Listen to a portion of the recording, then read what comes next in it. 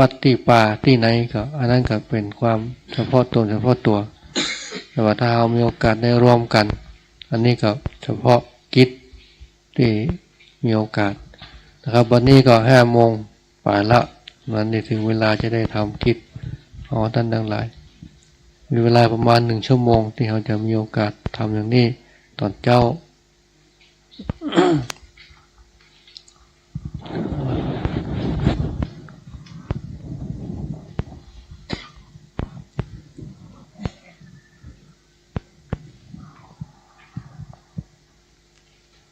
มนต์ท่านอาจารย์ด็อกเตอร์ลวดจุดเตียนมาแล้วก็ลวดเลยหลวงพ่อลูกหยาดว่าแค่ลูกหยาดแล้ว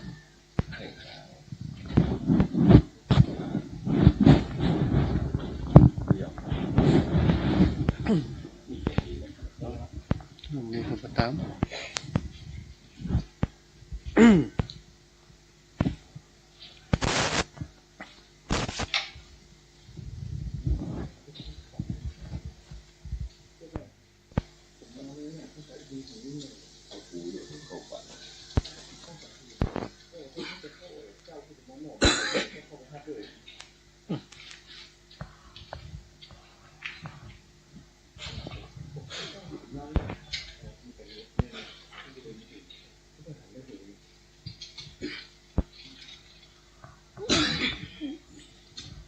บรรยากาศบนเจ้าวันนี้ก็เย็นหน่อยแ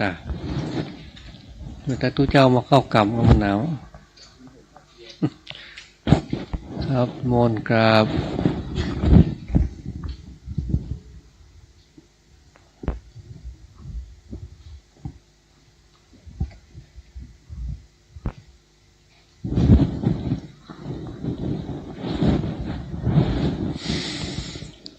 โยโสภะคะวะอะระหังสัมมาสัมพุทโธตัวกาโตเยนะภะคะวะตาธัมโมสุปฏิปันโนยัสสะภะคะวะโตสาวกสังโฆธัมมายังภะคะวันตังสัทธัมมังสัสสังฆังอิเมหิสักการะหิยาธาระหังอโรปิเตหิปุชยามะสาธุโนพันเตภะคะวะสุจิราปรินิพพุตโตปิปัจฉิมาจนาตานุกัมปมานาสาอิเมสักการะทุกขตาปนากาลาโภเตปฏิคานาตุอามากังดิการตังหิตายะสุขายะอะระหังสัมมาสัมพุทโธภะคะวะพุทธังภะคะวันตังอภิวาเทมิสวากขาโตภะคะวะตาธัมโมธัมมังนัมมัสสามิสุปฏิปันโนภะคะวะโตสาวกสังโฆสังฆังนัมมามิ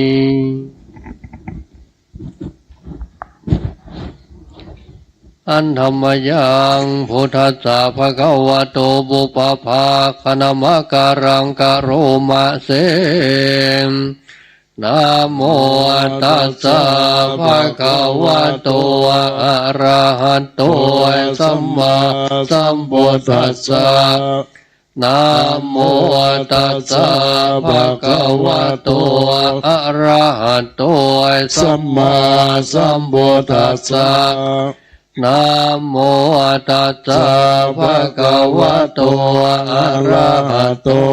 สัมมาสัมพุทธัสสะอันธรรมยังบุทธาภิทุติงกะโรมะเส โยโสตถาคโตอะระหังสัมมาสัมพุทโธเวชาจารณะสัมปันโนสุขโตโลกวิโตอนุตตรโบุริสธรรมสารติสัทธาเทวมนุสสานังพุทโธภควาโยอิมังโลกังสัทเทวกังสัมมารากังสัพพมกัง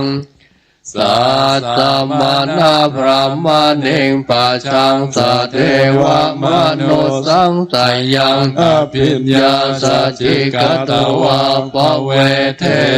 สิโยธัมมังเทเสสิอธิกัลยาณังมัจเจกัลยาณังปริโยสานกัลยาณังอาทังสัพพยัญชนะเกวาราปะริปุณังปะริสุทธังบรมจาริยังปะกาเสติตัมมังภะคะวันตังอภิปูชยามิมังภะคะวันตังสิราสนะมามิ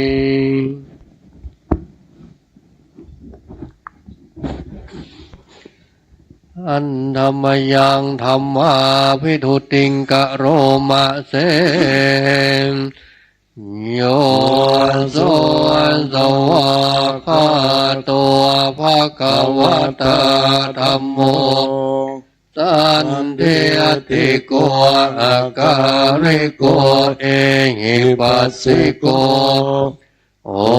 ปะนาญิโกปัจจตังเวทิตัพโพวิญโยเฮตามหังธัมมังอภิปูชยามิตามหังธัมมังติราสนะมามิ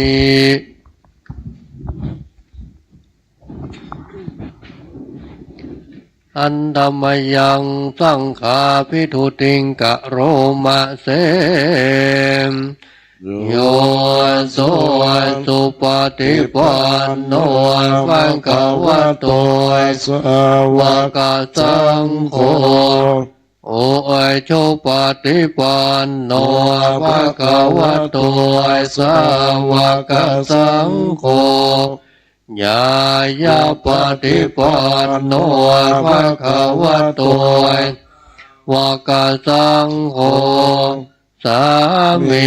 จิปฏิปันโนภะคะวะโตวากสังโฆญาติตังจัตตาริปุริสยุคานิอัตถปุริสปุคลาเอสภะคะวะโตสาวกสังโฆอาหุนายโยปาหุนายโยทักขินายโยชาเลการานิโยอนุตตรังบุญยังเห็นตังโลกัสสะตามหังสังฆังอภิปูชยามิตามหังสังฆังรัสนะมามิ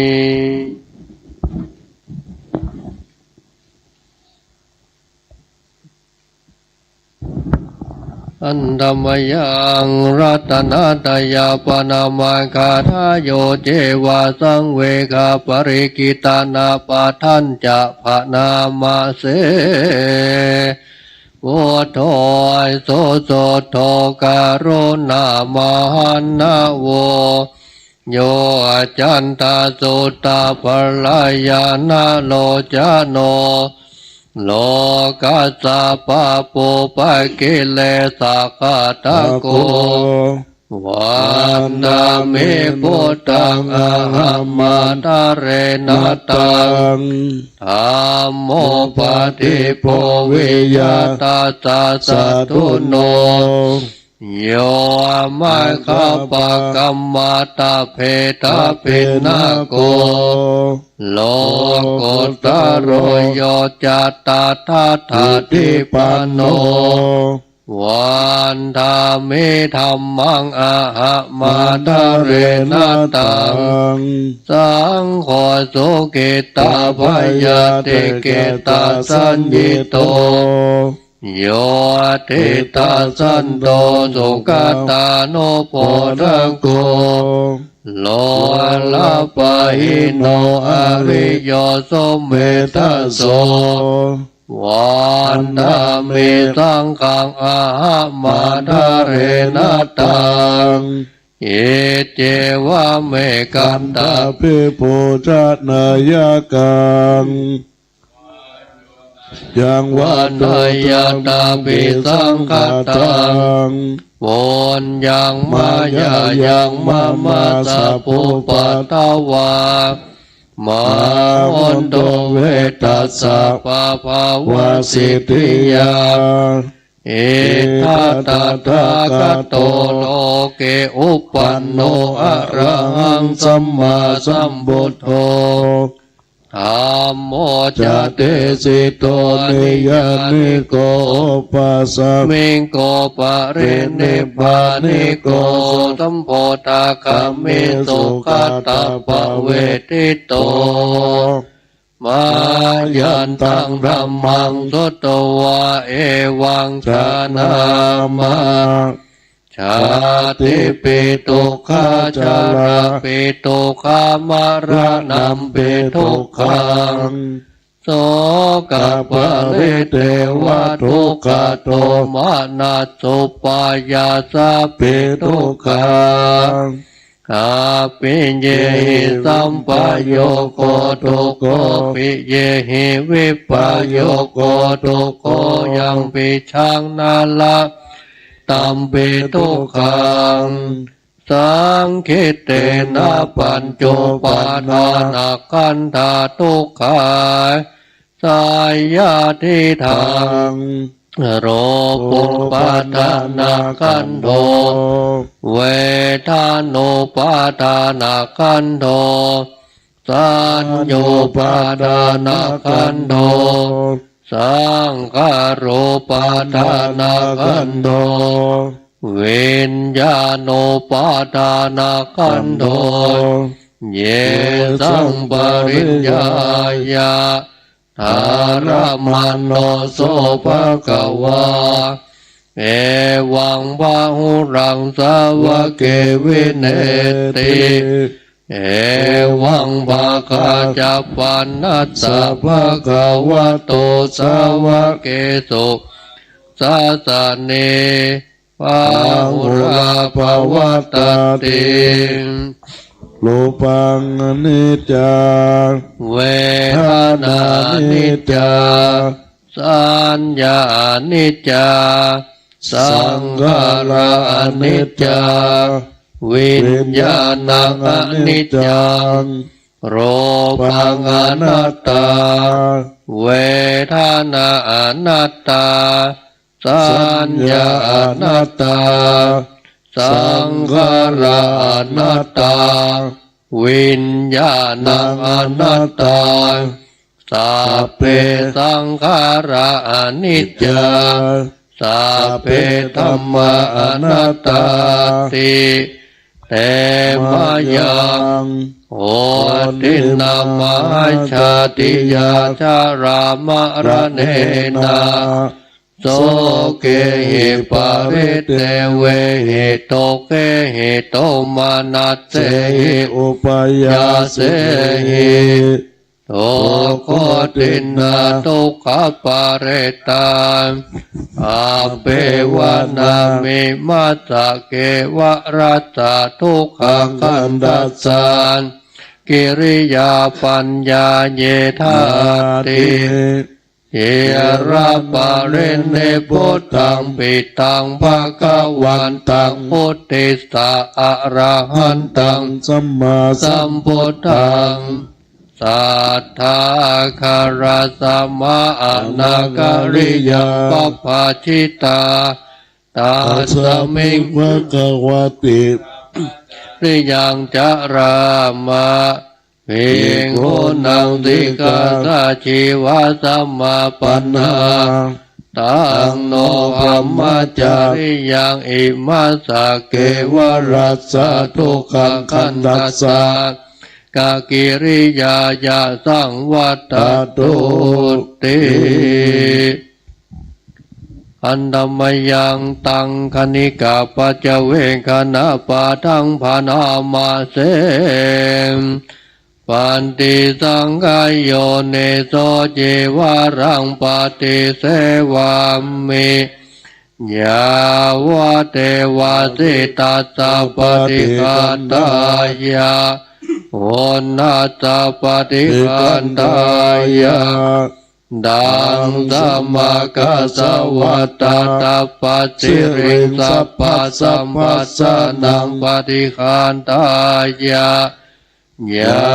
วะเดวะหิเรโกปินนาปฏิสัทธานัตถังปันติสังกายโยเนโสปินดาปตังปฏิเสวามิเนวะนาวายานามันดายานามันดานายานาวิโพสนายา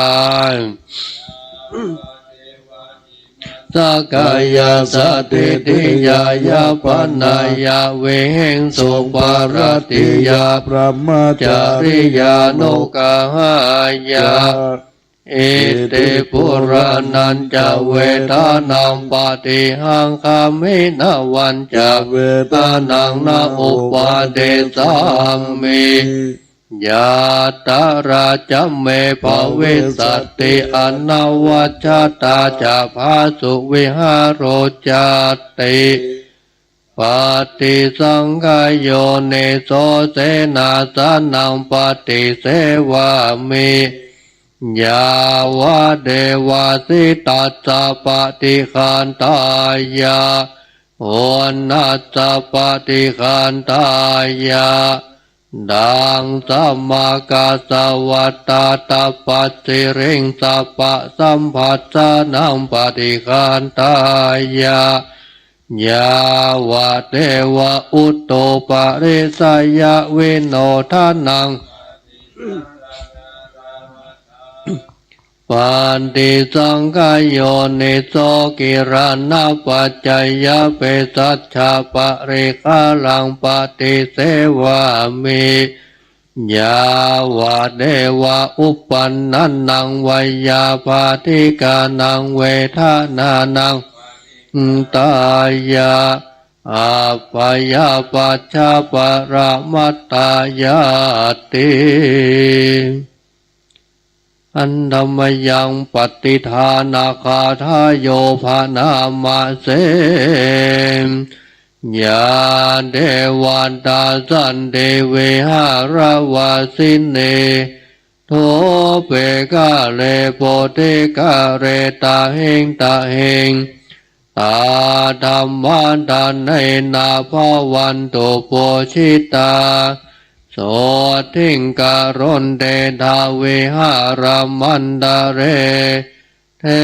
ราจามัชฌานาวกาจะภิกขโวสารามิกาดานาปฏิอุปัสสกาขามาจัดเดสานิกรรมาจะอิสราสัพพนาภูตาสุขิตาภวันตุเตชาราพุทธาเยปิจาอัตถสัมภวาสังเสทาชาตาอัตถโวปปาติกายกังธรรมาวารังปฏิจจเตสัพเพปิโตกัสสะการุณตุสังขยังธาตุจิรังสัตตังธัมโมธัมมัทธาราชปุคคลังสังโฆหันโตสัมมาโกวัตถายะจาหิตายะจาอาเมลากันโตสัทธัมโมสัพเพปิธัมมจาริโนวั ทิงสัพพะปุณณยามะธัมเมอริยปะเวทิเตปัสสนาหุนตุสัพเพปิปานิโนพุทธัสสะเนสัมมาดารังปเวชันโตกาเลเทโวปวัสสันโตวัฏเทภาวายสัตมิงทันเนนโตเมธาเดงมาตาปิตาจะอันตรชังนิจจังรักขันติปุตตะกังเอวังธัมเมนะราชาโนปัจจังลักขันโตสัพพะตังนะโมตัสสะภะคะวะโตอะระหะโตสัมมาสัมพุทธัสสะนะโมตัสสะภะคะวะโตอะระหะโตสัมมาสัมพุทธัสสะนะโมตัสสะภะคะวะโตอะระหะโตสัมมาสัมพุทธัสสะพุทธังสรณังคัจฉามิธัมมังสรณังคัจฉามิสังฆังสรณังคัจฉามิทุติยมปิพุทธังสรณังคัจฉามิติยามปิธัมมังสรณังคัจฉามิทุติยามปิขังสรณังคัจฉามิตติยามปิพุทธังสรณังคัจฉามิตติยามปิธัมมังสรณังคัจฉามิตติยามปิขังสรณังคัจฉามิสัมพุทเทอัตตวิสัญจตวัฏฏะจะสหัสสะเกปัญจะสัตตะสหัสสานินามามิสิราสะอะหังเตสังธัมมันจะสังขันจะอาทาเรนะนามามิหังนามาการานุภาเวนะหันตวาสัพเพอุปัฏทเวอเนกอันตรายาปิวินาสันตุอาเสสะโตสัมโพเทปัญจปัญญาสัญจจตุเวสติสหัสสะเกตัสสะสัตตะสหัสสานินามามิสิรัสสะอะหังเตสังธัมมันจะสังขันจะอาทาเรนะนามามิหังนามาการานุภาเวนะหันตวาสัพเพอุปัฏฐเวอเนกอันตรายาปิวินาสันตุอาเสสะโตสัมโพเทนะวุตรัสเตทัจจัตตาเลสสหัสสะเกวิสติสัตตะสหัสสานินามามิสิรัสสะธัมมันจะสังขันจะอาทาเรนะนามามิหังนามาการานุภาเวนะหันตวาสัพเพอุปัฏฐเวกาอันตรายาปิวินาสันตุเสสะโต กรณียมัตถกุศเลนยันตังสันตังปะทังอภิสัมเมจะสักโกอุโชจะโสหโชจะโสวโชจะสมุทุอนัตติมาสันโตสะโกจะสุภโรจะอัปปกิจโจจะสันละโหกวติสันทริโยจะนิปโกจะอัปปคาโภกุเรสุอนันุเขตโทนัจจโกตสัมมาจาเรกินจิเยนะเวนโยปะเรอุปวัฏไทยโยสุขิโนวาเคมิโนหนตุสัพเพสัตภวันตุสุขิตาตาเยเกจิปานะโพตาติตัสสาวาวราวาอนวเส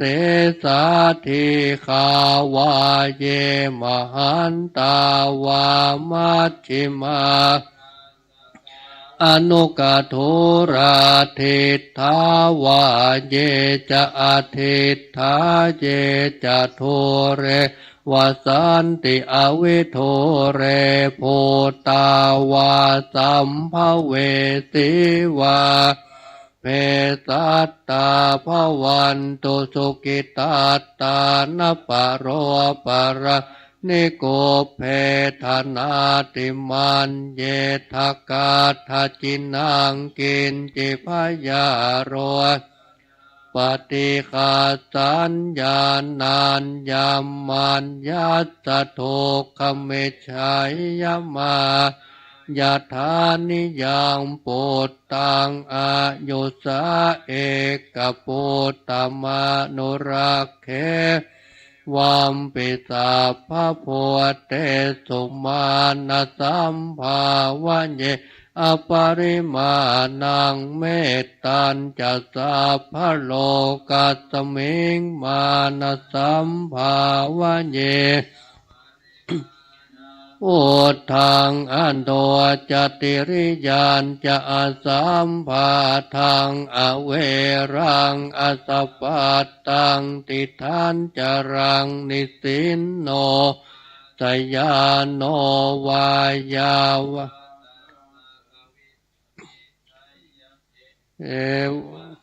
เมตตัญจะสัพพะโลกัสสมิงมานะสัมภาวะเยอปริมาณังอุทธังอโทจติริยานจะอาสัมภาทังอเวรังอสปปัตตังติฐานจรังสินโนวาสยานโนวายาวัตตาสวิคตมิตโทเอสติงอธิทายะพรหมเมตตังวิหารังอิทัมมาหุติทินจะอนุปคัมมาสีเราทัสสเนนะสัมปันโนกาเมสุวินัยเขตนาหิชาตุคาปัสสายังนาเรติติมภาหุงสหัสสัมมพินเนมิตาสาวุธานตังเขเมฆะอุทิตาโหราชเสนามารังธานาทิธรรมวิธินาจิตวาโมเนินโทตันเตจัสสะภวตุเตชยมังคลานิมาราติเรกมพิโยจิตาสัพปาราติงโคลัมปนาลวะกมาคมาทัพพยาคังคันติสุทันตวิธินาจิตวามุนินโดตันเตจัสสะภวตุเตชยมังคลานินาราคิริงขจวลังอติมันตพุตังทาวากิจักกมสเนวสุทารุนันตัมเมตัมภุเสกวิ ตินาจิตตวามุนินโนตันเตจะสัพพวตุเตชยมังคลานิโอกิตาคัตขมติหัตถสุทารุนันตัมเมวันติโยชนะปะทังกุลิมาระวันตังอิติปิสังคตมโนจิตตวามุนินโทตัน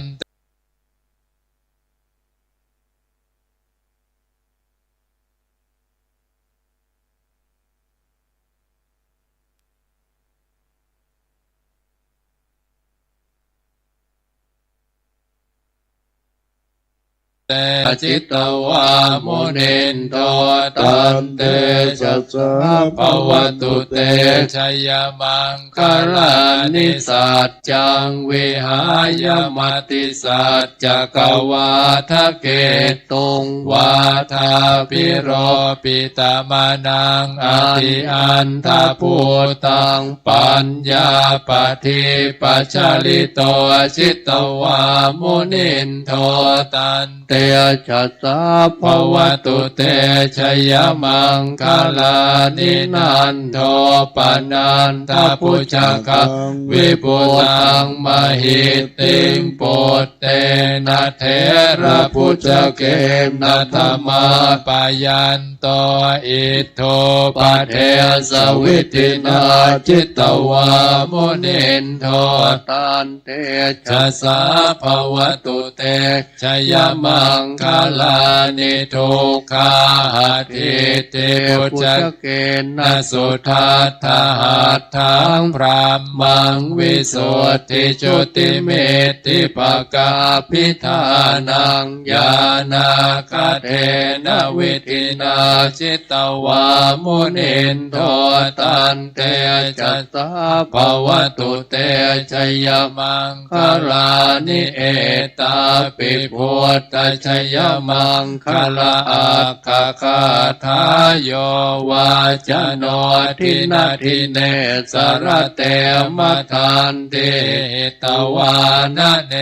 กวิวิธานิจุปัตถวานิโมกขังสุขังอธิคมายนโรสปัญโยมหาการุณิโกนาโทหิตายะสัพพปานินางโปเรนวาบารมิสัพพะปัตโตสัมโพธิโมตตมังเตนะสัจจวัชเชนะโหตุเตชยมังคลังชยันโตโพธิยามเลสักยานังนันติวัตโนเอวังตวังวิชโยโอหิจยาสุจยมังคะเลอัปปราจิตปันลังเกสีเสปัทวิปกเรอภิเสเกสัพพพุทธานังอาคาปัตโตปโมตติสุนัขตังสุมังคลังสุปปาตังสุโหติตังสุขโนสมโหโตจะสุเยตังพระมัจจาริสุปตะกินังกายกรรมังวาจากรรมังปัตตะกินังปัตตะกินังมโนกรรมังปณิทิเตปัทากินาปัทากินานิกตวานารพันตเตปัทากินเนภวัตตุสัพพมังคลังรังขันตุสัพพเทวตาสัพพพุทธานุภาเวนัสสทาโสทิภวันตุเตภวตุสัพพมังคลังรักขันตุสัพพเทวตาสัพพธรรมานุภาเวนัสสทาโสทิภ ภวันตุเต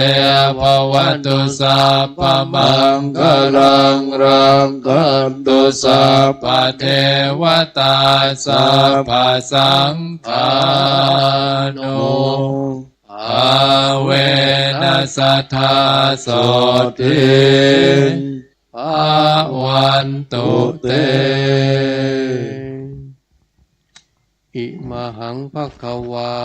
อิมหังภควาอัตตะภาวังอัตตาภวังตุมหากังตุมหากังปริจจฉามิ ปริตตชามิอหังวิปัสสนาอหังวิปัสสนากัมมัฏฐานังกัมมัฏฐานังสมาธิยามิ สมาธิยามิ สัพพะทุกขา สัพพ พะทุกขา นิสรณะ นิสรณะ นิพพานะ นิพพานะ สัจฉิกรณัฏฐายะ สัจจิกรณัตถายะ กัมมัฏฐานัง กัมมัฏฐานัง เทหิ เตหิ มายา อิมายะ อัมมานุธรรมะ อัมมานุธรรมะ ปฏิปฏิยา ปฏิปฏิยา รัตนัตยัง รัตนัตยัง ปูเชมะ ปูเชมะ ตั้งนี้ไปประมาณว่า15 นาทีจำเริญภาวนา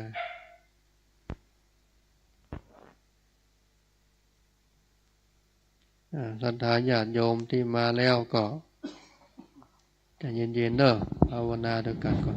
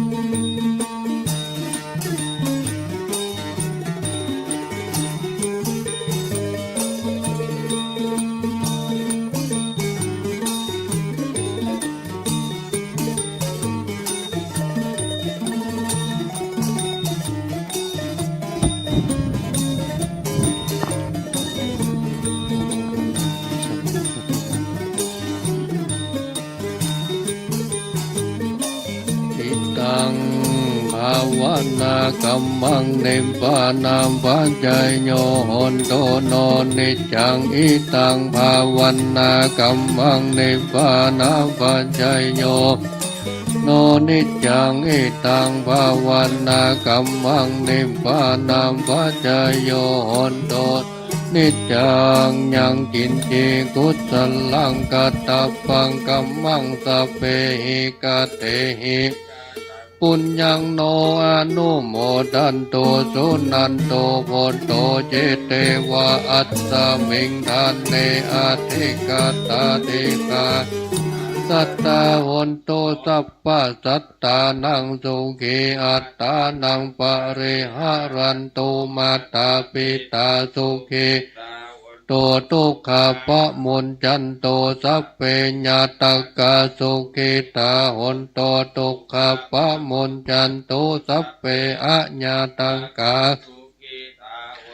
ทุกขปะมุนจันโตสัพเพปิสาสัพเพยัคขาสัพเพเปตาสุขิตาหนโตทุกขปะมุนจันโต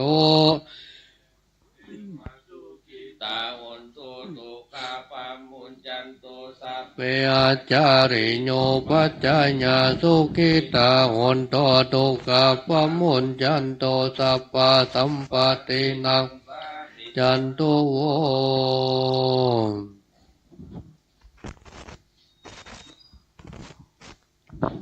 วันตา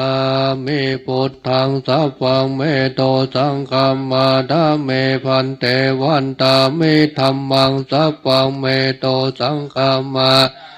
พันเตวันตามิสังฆังสัพพังเมโตสังฆัมมาดาเมพันเตวันตาเมกาโลอุปจาญาจาริเยสัพพังเม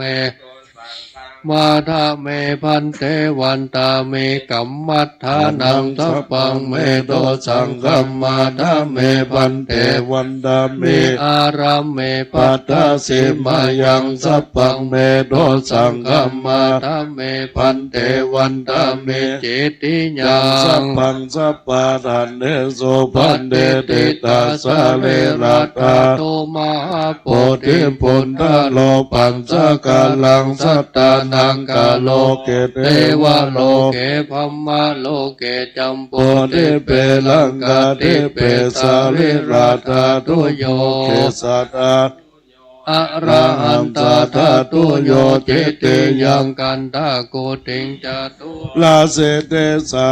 เสกัมมากันเดสัพเพสัมปดาอาหังวันตาเมสัพพโส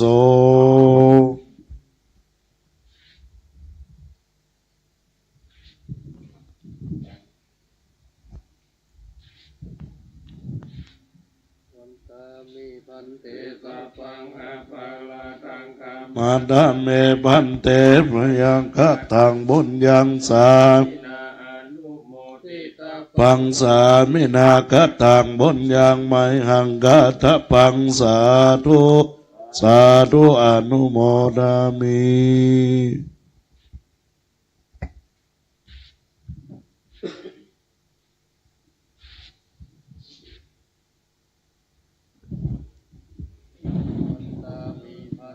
สัพพังอภาลันดังกัมมาดาเมพันเต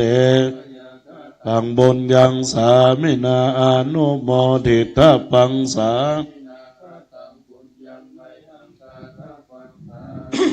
สาธุอนุโมทามิ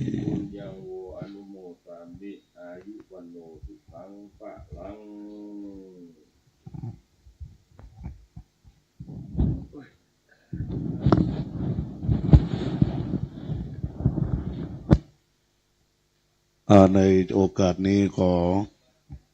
โอกาสกับครูบาอาจารย์ทุกรูปในโอกาสที่ศรัทธาวันนี้เป็นวันศีลเนาะศรัทธาวัดสังฆยาวนี่เคยมาขวายก็ขออนุญาตเวลา7:15นะครับเนาะ7:15แล้วก็พระปริญญาไปจะประจำหน้าที่ที่ศาลาปันปอนด้วยกันเนอะตานขันเข้าขันน้ำก็ไว้ตรงบนนั่นนะเดปเดชัน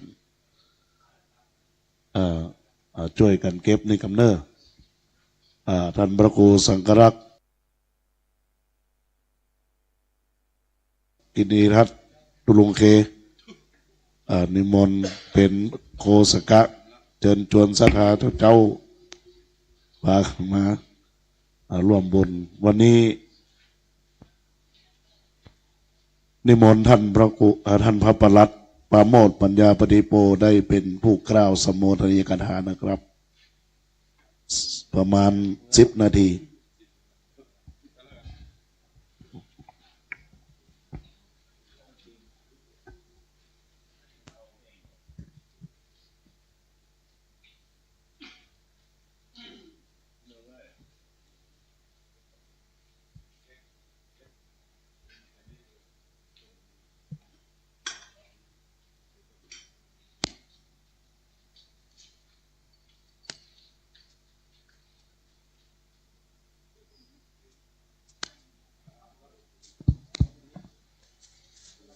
คณะศรัทธา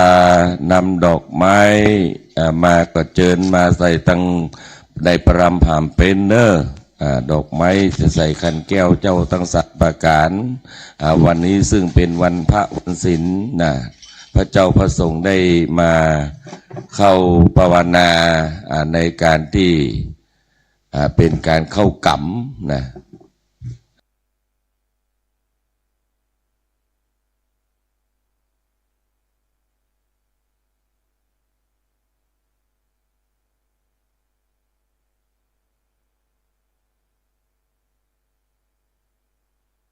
อันนั้น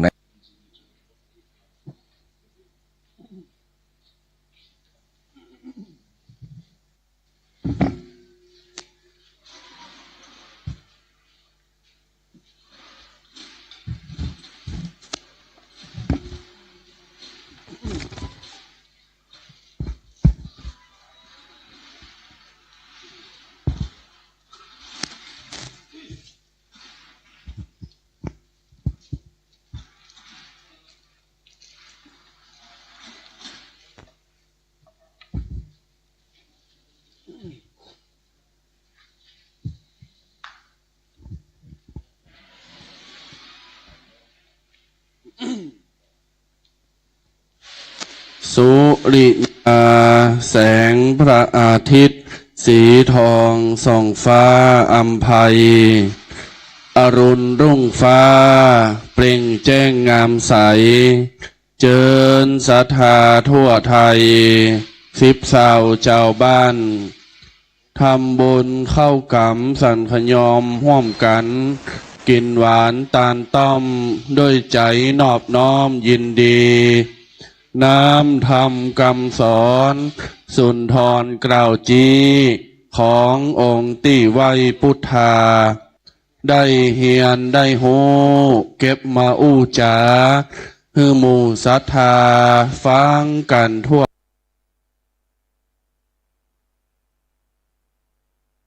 นายเป็นอาภรณ์วัฏฐาแผ่นผ้าประดับปัญญาอ่านคิดด้วยเมตตาธรรมกัลยาณมิตรเผยแผ่กว้างยาวไปทำบุญ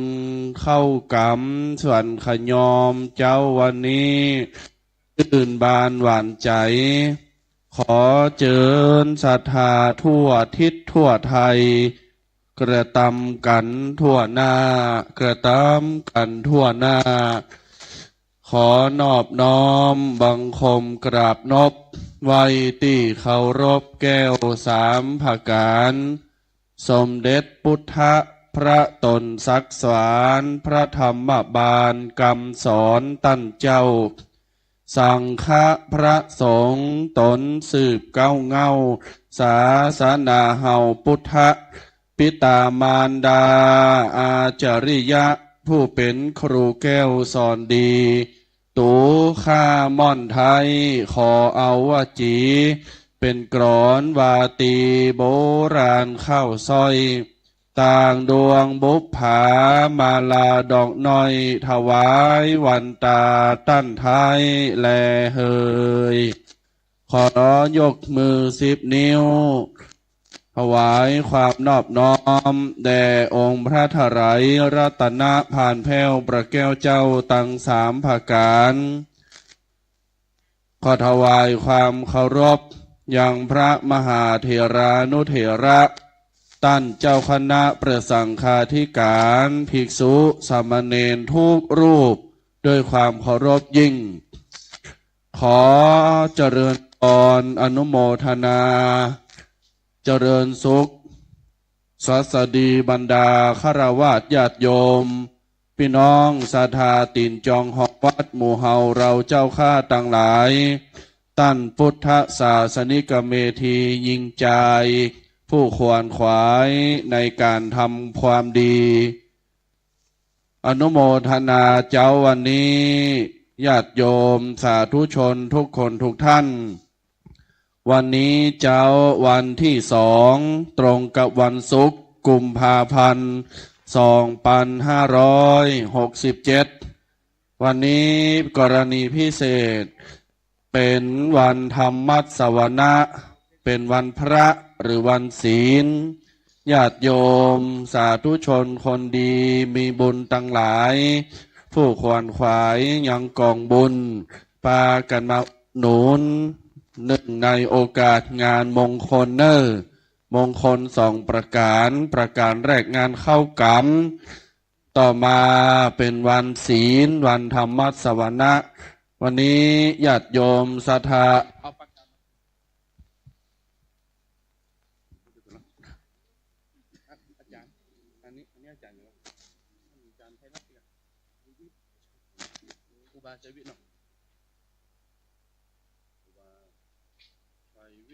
มาราโตครับวันเหรอตรงขอเจริญสุขอนุโมทนากับบรรดาญาติโยมศรัทธาเป็นอย่างยิ่งที่ได้มีจิตเจตนาศรัทธาจะมาร่วมทำบุญสืบชะตาในภาคเจ้าจะเข้ามาร่วมทำบุญปูจาข้าวสารอาหารแห้งตลอดจนถึงทำบุญใส่บาตรหยาดน้ำกระทำบำเพ็ญกองกลกุศลประจำเจ้าวันนี้ญาติโยมศรัทธาสาธุชนทุกคนทุกท่านวัดจะดีมีหลักฐานเพราะบ้านช่วยบ้านจะสวยเพราะมีวัดดัดนิสัยบ้านกับวัดผลัดกันช่วยยิ่งอวยชัยถ้าขาดกันก็บรรลัยทั้งสองทางตึงบ้านตึงวัดดังนั้นวันนี้บ้านเปิ้งวัดจะเปิ้งบ้านช่วยกันอาสะเปิ้งอาศัยเหมือนจักไข่เปิ้งป่าจอมญาติโยมเจ้าวันนี้พี่น้องศรัทธาแจ้งดีข่อยงามมาแล้วได้ยินเสียงแจ้วประชาสัมพันธ์ดังอยู่ในบ้านดังอยู่ตังใดก็ตามห้องหออาคารพาณิชย์หอพักบ้านเรือนร้านค้าร้านขายในกาดในลีกาขอเจริญปอนญาติโยมได้เข้ามานั่งเก้าอี้ที่วัดสันขยอมพร้อมต้อนรับญาติโยมศรัทธานาบุญทุกคนทุกท่านเจ้าวันนี้ญาติโยมสาธุชนต่างหลายเป็นเจ้าวันที่2 กุมภาพันธ์ 2567ซึ่งตรงกับวันศุกร์ตรงกับวันศีลญาติโยมวันศุกร์สุดสัปดาห์เป็นวันสุดท้ายของพ่อแม่ศรัทธาที่เป็นข้าราชการเป็นอาจารย์เป็นครูตลอดจนถึงกระทำงานที่เป็นสุจริตวันพรุ่งนี้วันเสาร์ญาติโยมเป็นวันหยุดปากันมารวมถึงวันนี้ญาติโยมหากว่าบ่ได้ไปการไปงานในภาคขวายภาคบ่ายก็ปากันมาร่วมกินร่วมทานตลอดทั้งวันโดยเพราะเจ้าวันนี้เชิญญาติโยมมาปูจาอาหารแห้งเชิญญาติโยมศรัทธานาบุญมาปูจาอาหารแห้งร่วมด้วยช่วยกันญาติโยม20 บาท40 บาท50 บาท100 บาท10 บาทปตา50 บาทถาม300ปองาม3 ปันปอได้อนุโมทนาญาติโยม เจ้าวันนี้อย่างที่ได้บอกไปว่าเฮางดถวายจังหันเช้าเนองดถวายจังหันเช้าในโอกาสที่พระเจ้าพระสงฆ์จะได้ไปฉันในรอบพิธีเสร็จก็จะได้ถวายเป็นรอบเดียวไปเลยแล้วแหมรอบหนึ่งก็จะได้ไปถวายยามเพลนิมนต์พระสงฆ์ครูบาอาจารย์ครับปันปอนขันเข้านะครับเนอะตอนนี้โยมมารอประมาณ58 คนละ นิมนต์ครูบาอาจารย์ที่ศาลาการเปลี่ยนนะครับญาติโยมรอกำเนิดพ่อแม่สถานเนอสาธุชนคนดีมีบุญตั้งหลายปากันมาขวนขวายยังบุญยังกุศลเนอวัดสันขยอมของเฮานี้ชี้ให้ตันตั้งหลายได้ปากันมาร่วมขวนขวายยังบุญบารมีในการเข้ากรรมหรือว่าประพฤติวัดปฏิบัติธรรมยะถาสันติกังคกรรมประจำปี 2567 ญาติโยมสาธุชนคนดีตั้งหลายหาได้ยากเนอหาได้ยากพี่น้องศรัทธาจะมาร่วมกันทำบุญตักบาตรครูบาอาจารย์มากลายประมาณนี้ญาติโยมจะมาสืบชะตาครูบาอาจารย์พระมหาเถระหลายตนหลายองค์แบบนี้หาได้ยากเนอปกติถ้าจะสืบชะตาก็จะต้องไปนิมนต์ครูบาสังฆะตามวัดตามวาหลายตนหลายองค์มาในบ้านในจองกรณีขึ้นเทือนใหม่กินแขกแต่งงานกาสืบชะตาคือครอบครัวกาวันเกิดกาเบิร์ธเดย์กาต่างๆนานาแต่วันนี้รอบนี้และครั้งนี้ญาติโยมบ่ต้องไปนิมนต์ที่ไหนเนอปากันมาที่วัดสันขยอมพร้อมใจได้เลยพากันมาที่วัดสันขยอมครูบาอาจารย์พระเจ้าประสงค์พระมหาเถระได้ปั่นปอนให้ญาติโยมได้สืบชะตาให้ญาติโยมเนอญาติโยมศรัทธาสาธุชนแม่นว่าได้ยินได้ฟังเสียงดังไปทางใดก็ตามขอสะดุ้งตื่นมึนตานึ่งเข้าเป่าไฟเรียบร้อยไปใจกาดไปรีเรียบร้อยพากันมาเนอที่วัดสันขยอมญาติโยมเนอเพิ่งปาอาศัยกันเจ้าวันนี้ครูบาอาจารย์จะได้รับบิณฑบาตข้าวสารอาหารแห้งเหมือนเช่นเคยญาติโยมมาปูจาเนอมาปูจาอาหารแห้งได้นะครับเนอครูบาอาจารย์บางตนเปิ้นก็ขออนุญาตปิกไปวัดเพราะว่าบางตนก็เป็นตุ้หลวงบางตนเป็นเจ้าวาดจะได้ปีไปปันศีลปันปอนวันศีลวันธรรมฮือวัดฮือญาติโยมคนเฒ่าคนแก่เปิ้นมาท่าใส่บาตรตุ้หลวงนั้นแล้วญาติโยมอนุโลมกันไปเนอบางตนเพื่อมีกิจธุระบางตนก็จะได้แล้วก็จะได้ปอกปิกมาปฏิบัติธรรมอย่างเก่าก็อนุโลมอนุเคราะห์กันไปเนอญาติโยมเนอพี่น้องศรัทธาท่านสาธุชนทุกคนทุกท่านวันนี้มีรายชื่อรายนาม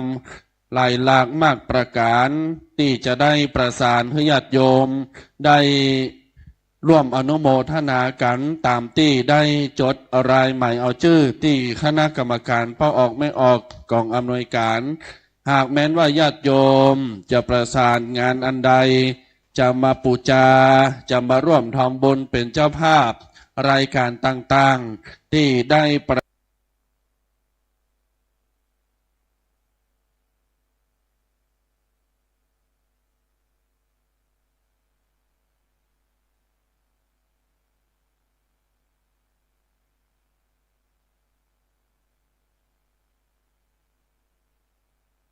กาศวันฮือวันอาทิตย์แห่มสองเจ้าเขาจะออกกามเขาจะบายแล้วเนอญาติโยมเนอเอาแต่บายแล้วนะแห่มสองเจ้าถ้าไผ่พลาดไปงานเข้ากรรมสันขยอมเตอร์นี้ก็ญาติโยมจะได้ไปนิมนต์ทุกตนเดลเนอไป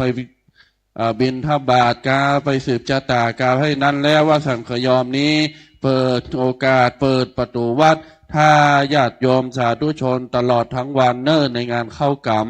เจริญปอนพี่น้องศรัทธาตอนหับขับสู้แขกต่างบ้านเท้าต่างเมืองญาติโยมตีนจองห้องวัดวันนี้วันที่2มีญาติโยมสาธุชนแต่คืนนี้ก็มีหมู่7ได้มาร่วมเป็นเจ้าภาพการเทศในค่ำที่ผ่านมาวันนี้ก็เป็น หมู่ซีเนอร์วันนี้เป็นศรัทธาหมู่ซีได้มาร่วมเป็นเจ้าภาพในรายรับต่อคืนที่ผ่านมาได้ยอดรวมอยู่12,600 บาท12,600 บาทอนุโมทนาเนอญาติโยมเนอสาธุบุญกินบุญตานปกห่มรักษาบุญได้ใส่เต็มเนื้องานนี้นะบุญได้ใส่เต็มเปิ้นเลี้ยงเปิ้นตอนฮับเปิ้นขับสู้อุ่นหนาฝ่าข้างญาติโยมหลายท่านหลายคนเดินทางมาต่างบ้านต่างจองต่างตำบลในตำบลหลายท่านหลายคนติดตามลำตัวมาจากเสียงพลังของวิทยุ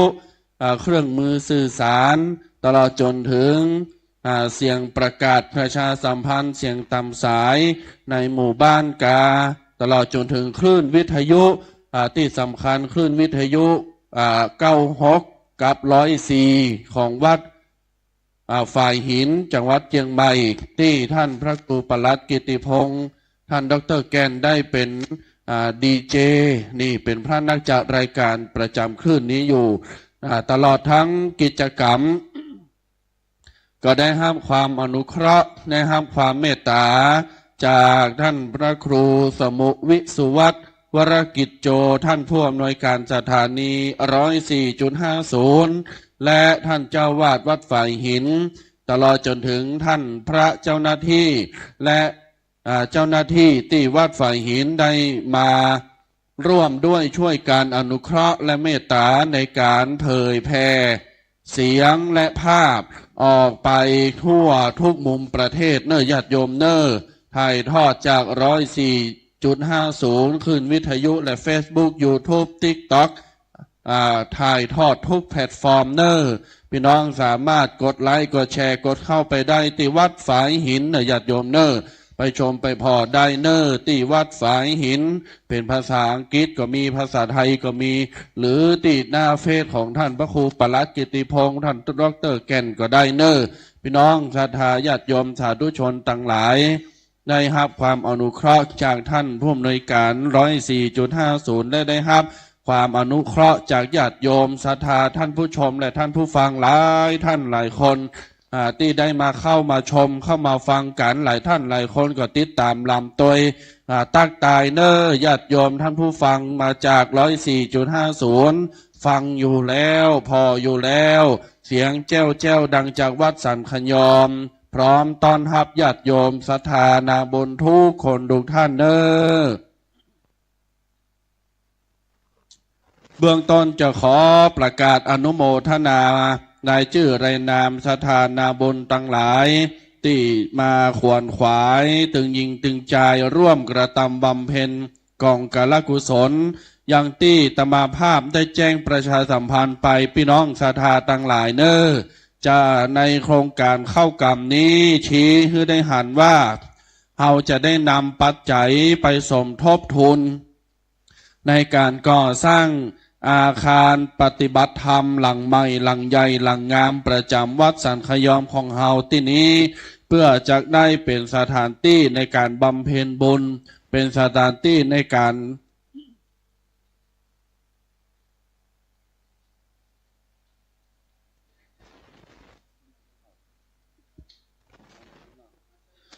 ญาติโยมไผ่จะเอากับข้าวกับป่าไปถวายไปใส่ให้หลวงพ่อบุญเลิศท่านอดีตเจ้าวาดแล้วก็เสื้อวัดก็เจริญปอนได้ที่ประลำผำเปงเนอในเต็นท์ได้เดินเนอญาติโยมเนอเจริญปอนทุกคนทุกท่านได้เลยญาติโยมสาธุชนทั้งหลายประกาศอนุโมทนาเบื้องต้นเนออะไรชื่ออะไรนามได้รับเป็นเจ้าภาพในการช่วยกันสมทบก่อสร้างห้างแปลงยังอาคารปฏิบัติธรรมหลังงามหลังใหม่หลังใหญ่หลังนี้อันมีนายทวัฒน์ชัยนางนงลักษ์นางสาวธัญลักษณ์แสวงบุญอันนี้รับเป็นเจ้าภาพปูกระเบื้อง1 เมตร 300 บาทมีนายเชษฐ์ร้านหวยหน้าโรงพยาบาลส่งเสริมสุขภาพตำบลอันนี้ร่วมทำบุญรูปกง500 บาทมีนางดัชนีฟราเทเลนิโค อันนี้ได้ร่วมทำบุญเจ้าภาพเป็นน้ำย้อย3 เมตร 900 บาทมีนางจันดียอแสนอันนี้ทำบุญแสงไฟเนอร์ทำบุญความสว่างสวัยไฟฟ้า1 หลอด2 หลอด 400 บาทมีโยมมาลีไซโยมนัทพัฒน์ไซโยมนภักขพรไซอันนี้พร้อมครอบครัวได้เกียมตั๋วมาร่วมกระทำบำเพ็ญบุญกองกุศลได้เป็นเจ้าภาพลูกระเบียง500 บาทนายธนกรนางจันเพ็ญสุรากโตอันนี้ให้หอมกันเต้เนอร์1,000 บาทอนุโมทนาเนอร์นายพันเทพจิราอย่างนะฮะอย่างนี้กูว่านายพันเทพจินาโรธ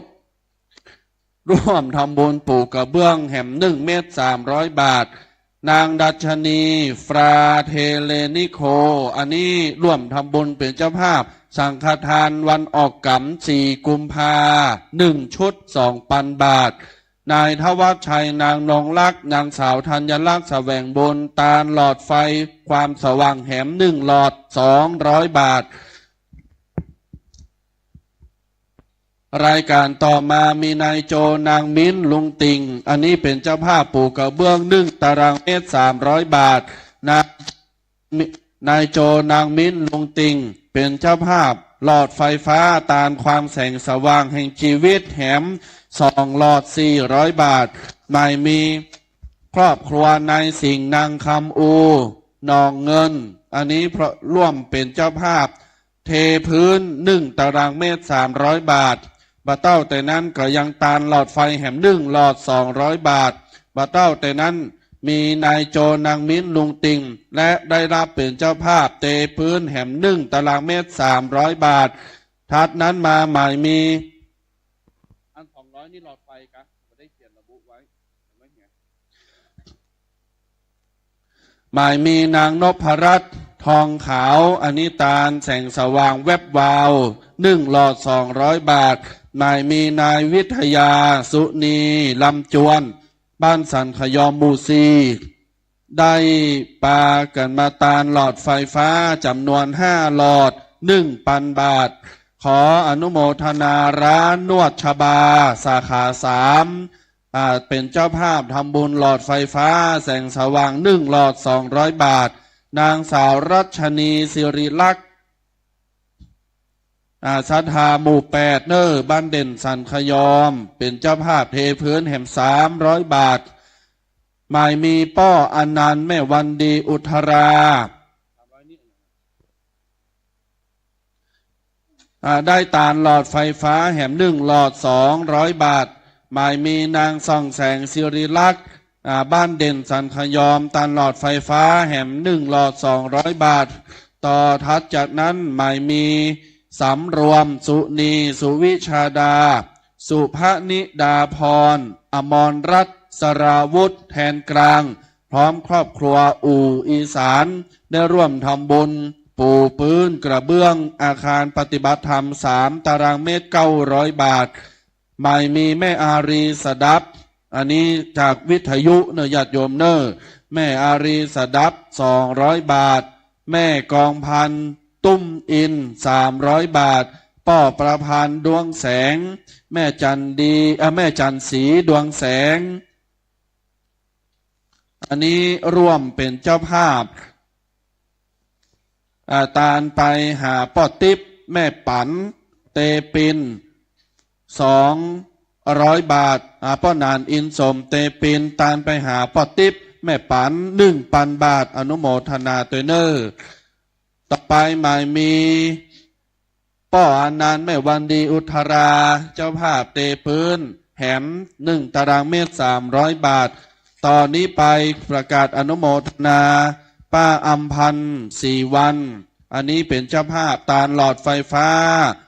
มาแหม1 หลอด 1 ชุด 200 บาทและตาลกระเบื้องแหม1 เมตร 300 บาท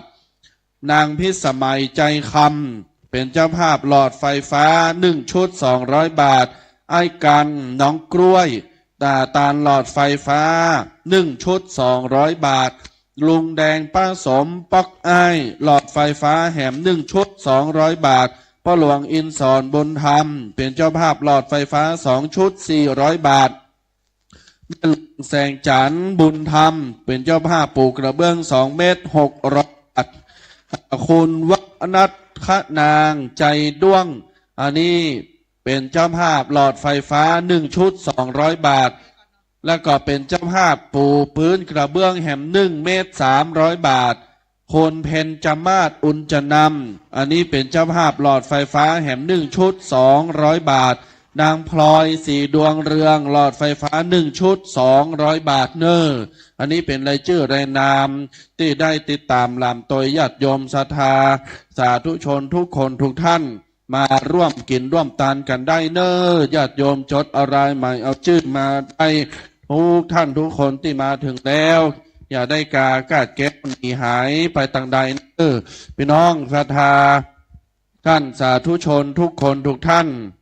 ที่มาถึงที่วัดสันขยอมแห่งนี้พากันมาร่วมกินร่วมทานงานเข้ากำประจำปี2567ได้เนอเรียงร้อยแต่ละอย่างแต่ละอันคือกับญาติโยมศรัทธานาบุญเต้าตะค่าต่างหลายตึงยิงตึงใจใหญ่น้อยปากันเรียงร้อยมาร่วมกินร่วมทานเนอญาติโยมศรัทธาสาธุชนทุกคนทุกท่านตมาภาพมีงานพิเศษจะประกาศคือกับญาติโยมสาธุชนได้มาร่วมกินร่วมทานร่วมปูจากันได้เนอญาติโยมเนออันนี้เป็นกรณีพิเศษที่นี้ที่เดียวบะเกียวที่ไหนละที่นี้ที่เดียวเท่านั้นงานเข้ากรรมเนอกรณีพิเศษญาติโยม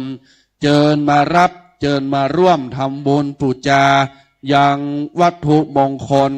ที่จะดลให้ญาติโยมอยู่เย็นเป็นสุขที่จะปลุกคุณงามความดีคือบังเกิดมีแก่ตนตัวของท่านที่จะพลันให้ญาติโยมได้มีโจกมีใจที่จะใส่ความสุขทุกที่ทุกสถานในการทุกเมื่อคือทุกเมื่อญาติโยมอยู่ที่ไหนจะได้มีความสุขความเจริญปกป้องปัดเป่ากวัดแกว่งกวัดแกว่งไกวไล่ยังเสนียดจันไรออกไปเนอภัยเจ็บภัยป่วยภัยเมื่อยภัยล้ากินข้าวบะลำกินน้ำบะลงนอนบะลับฟันหันผีตายฟันบดิบฟันบดีอีนะญาติโยมศรัทธาสาธุชนทั้งหลายมีลูกบยุดห้อยฟังกรรมมันลึกฝ้าบ่ฟังบ่กินข้าวเมาเล่นเกมอีนะญาติโยมศรัทธาสาธุชนทุกคนทุกท่านฟังทางนี้ฟังทางนี้ตุเจ้าจะจี้ให้ท่านทั้งหลายฟังว่าปากันมาร่วมกินร่วมตาเนอปากันมาร่วมปูจายันตระกุดหนีบแก้วมณีโชตญาติโยมเนอยันตระกุดหนีบแก้วมณีโชตฟังดีเนอตระกุดหนีบแก้วมณีโชคญาติโยมศรัทธาสาธุชนทั้งหลายจะได้หายทุกข์หายโศกโรคภัยโดยอนุเคราะห์จากการแปลงการเจียนยันตระกุดแล้วก็ปลุกเสกเลขยันทุกสิ่งอันพันอย่างที่อยู่ในนี้มวลสารกาฝ้ายกาถากาครูบาอาจารย์ได้เสกเป็นที่เรียบร้อยเมตตาโดยท่านครูบาชัยวิทย์ธรรมระโตรองเจ้าวาดวัดตาตุ้มสาธุเจ้าบุญวัดตาตุ้มตำบลสันพระเนตรสันชัยเชียงใหม่เฮานี้เนอญาติโยมศรัทธาท่านสาธุชนทุกคนทุกท่านมีจิตศรัทธาจะปูจา1 อัน1 อย่าง1 อันละ50 บาท100 บาทเนอญาติโยมเนออันละ100 บาทพี่น้องศรัทธามาปูจาความโจกความมั่งความมีความสดสดีอยู่ดีกินหวานตันต้อมได้เนอ100 บาทญาติโยมได้ยันตระกุดหนีบแก้วมณีโชตช่วงชัชวาลจะส่องสว่างทุกที่พาราตีการญาติโยมศรัทธานาบุญตั้งหลายเนออนุโมทนาอันนี้แม่ตันหลอดไฟกะเราเขียนหลอดไฟก่อนอนุโมทนานายสนันวุฒิ อันนี้ร่วมเป็นเจ้าภาพหลอดไฟฟ้าอาคารปฏิบัติธรรม1 หลอด 200 บาทนายเสน่ห์วุฒิแห่ม200 บาทเนอสาธุอนุโมทนาญาติโยมสาธุชนทั้งหลาย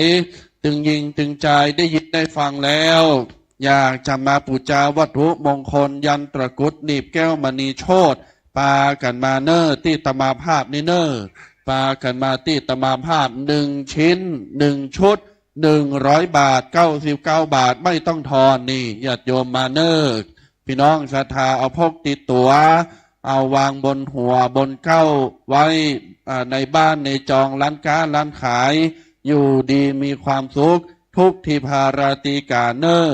ถามว่าปัจจัยที่ได้ฮับจากปูจาวัตถุมงคลชิ้นนี้เอาไปไว้ที่ไหน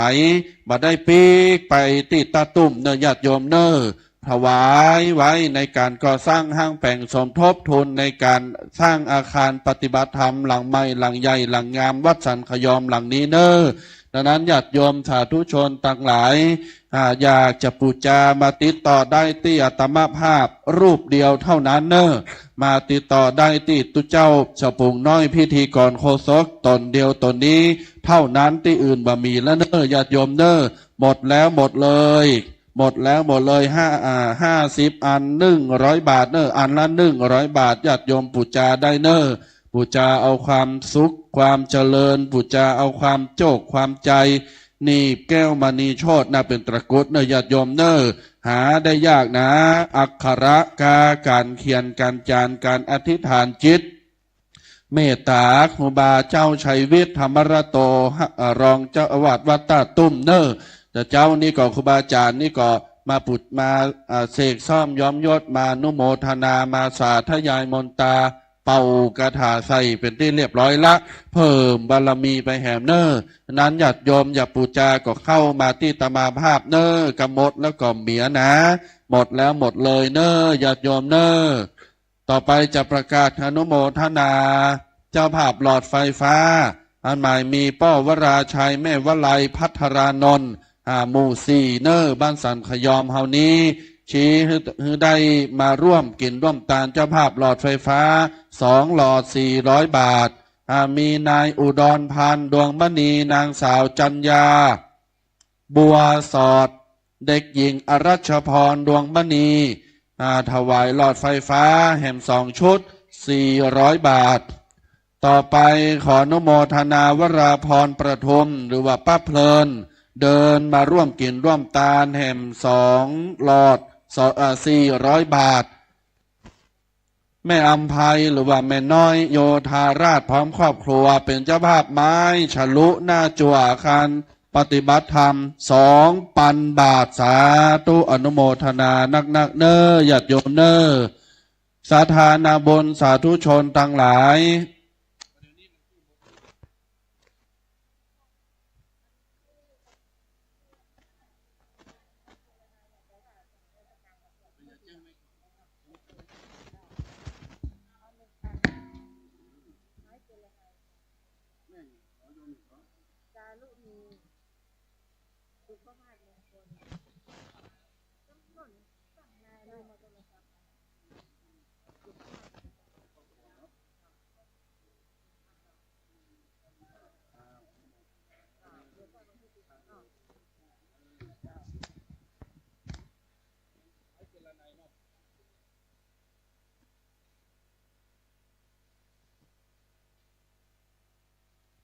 ขออนุโมทนา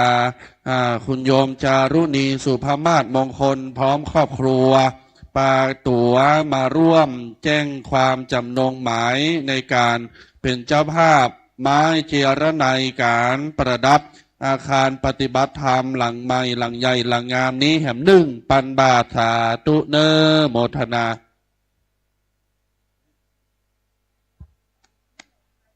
ไม่มาเพี้ยนเลย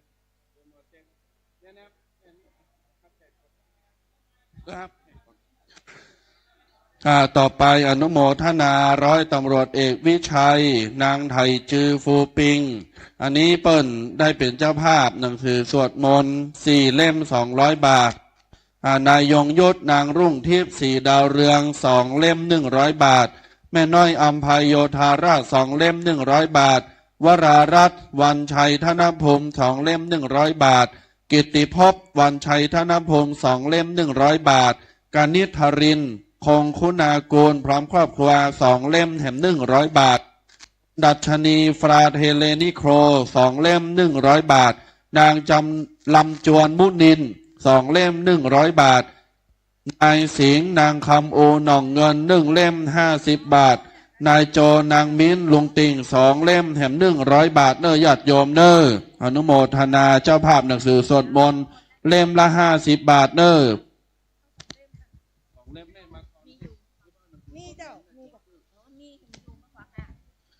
แม่มาจดชื่อคือกรรมเนอ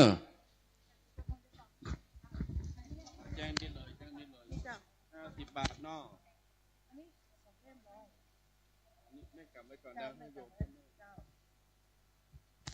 อนุโมทนากับบรรดาญาติโยมสาธุชนเนื้อนำบุญหมู่เฮาเจ้าข้าทั้งหลายท่านทั้งหลายภัยยากจากการขันเข้าเจิญได้เลยเนอเข้าไปที่พระสงฆ์ที่ศาลาการประเรียนตังในเข้าไปตังในได้เลยโยมแม่โยมป่อศรัทธาเท่าคนแก่ทั้งหลายจึงยิงจึงใจกับเจริญพรญาติโยมสาธุชนทุกคนทุกท่านได้เข้าไปตานขันเข้าได้เลยเนอภัยจะปูจาอาหารแห้งเปื่อเตือแห้งในการใส่บาตรให้เบิดนึงกับปูจาได้เนอปูจาอาหารแห้งในการใส่บาตรถวายพระเจ้าพระสงฆ์เนอญาติโยมได้บุญได้บารมีโดยการวันนี้อย่างที่ได้บอกไปเว้นวันศีลวันธรรมญาติโยมไปใส่ขันแก้วไปใส่ขันศีลขันป้อนขันสุมากามอย่างต่างๆสิ่งละอันพละอย่างตั้งในปลำผ่ำเปงปลำผ่ำเต็นได้เนอญาติโยมเนอบ่เต้าแต่นั้นญาติโยม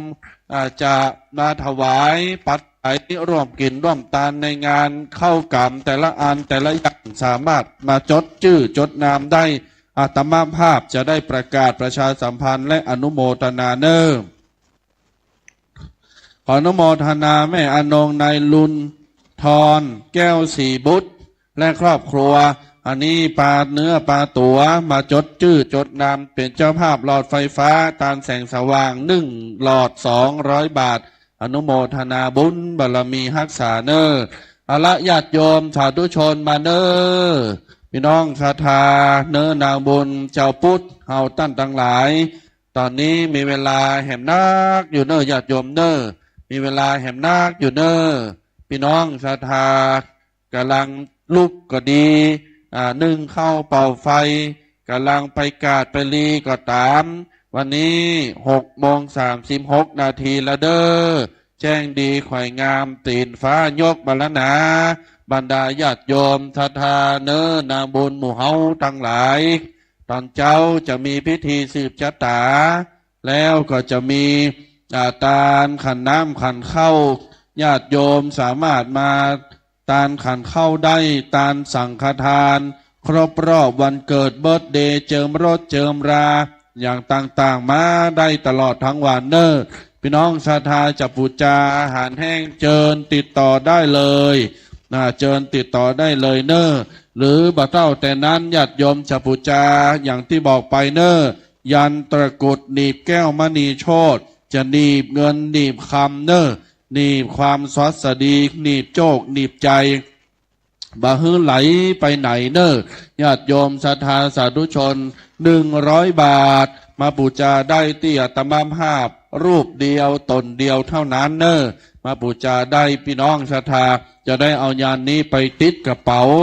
ติดรถติดราไว้บนหัวเตียงนอนร้านร้านขายสวัสดีมีชัยอยู่ดีมีใจทั้งไปทั้งกลับโชคดีมีทรัพย์ทั้งกลับทั้งไปจะรวยเฮงเนอพระอินทร์หันจะชื่นชมพระพรหมหันจะเมตตาเทวดาหันจะปกปักรักษาญาติโยมเนอดังนั้นแล้วเอายันนี้ไปเนอลูกเต้าเหล่าหลานจะบ่ให้นะกลางค่ำกลางคืนมันให้มันห้องมันหุยมีสาเหตุนี่นะไปหงยุงหงยาหมอกลมว่าใดญาติโยมเนอยันนี้ช่วยได้ยันนี้ช่วยได้เจมแข้งโปรดขาญาติโยมอยากจะเอาสิ่งนี้มาอนุเคราะห์อยากจะเอาสิ่งนี้มาร่วม ในกำลังใจ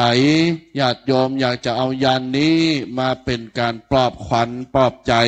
อยากจะเอายานนี้มากันพูดผีปีศาจนี่ญาติโยมท่านใดฝันบดีฝันร้าย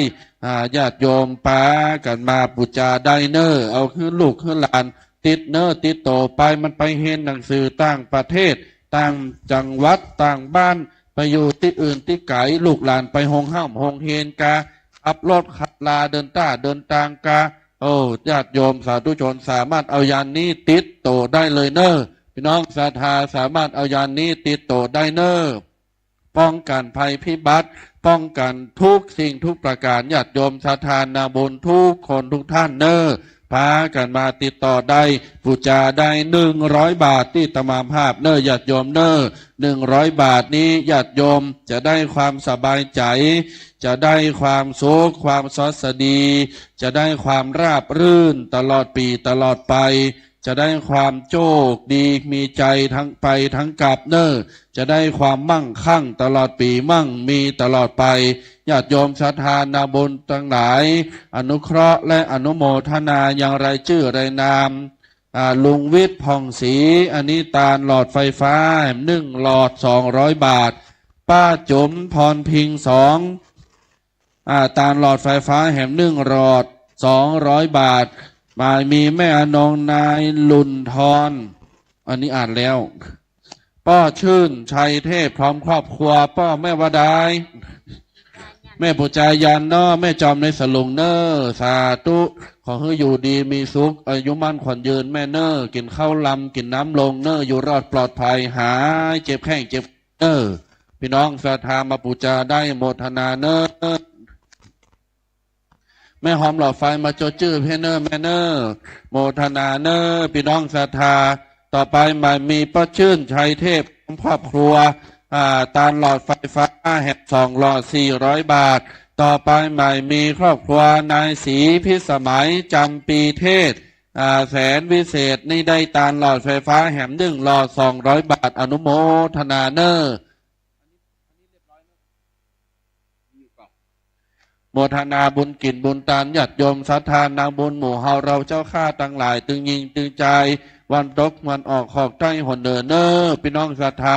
ปากันมาจดอะไรใหม่เอาชื่อได้เนอพี่น้องศรัทธาตั้นตั้งหลายปากันมาบูชาข้าวสารอาหารแห้งได้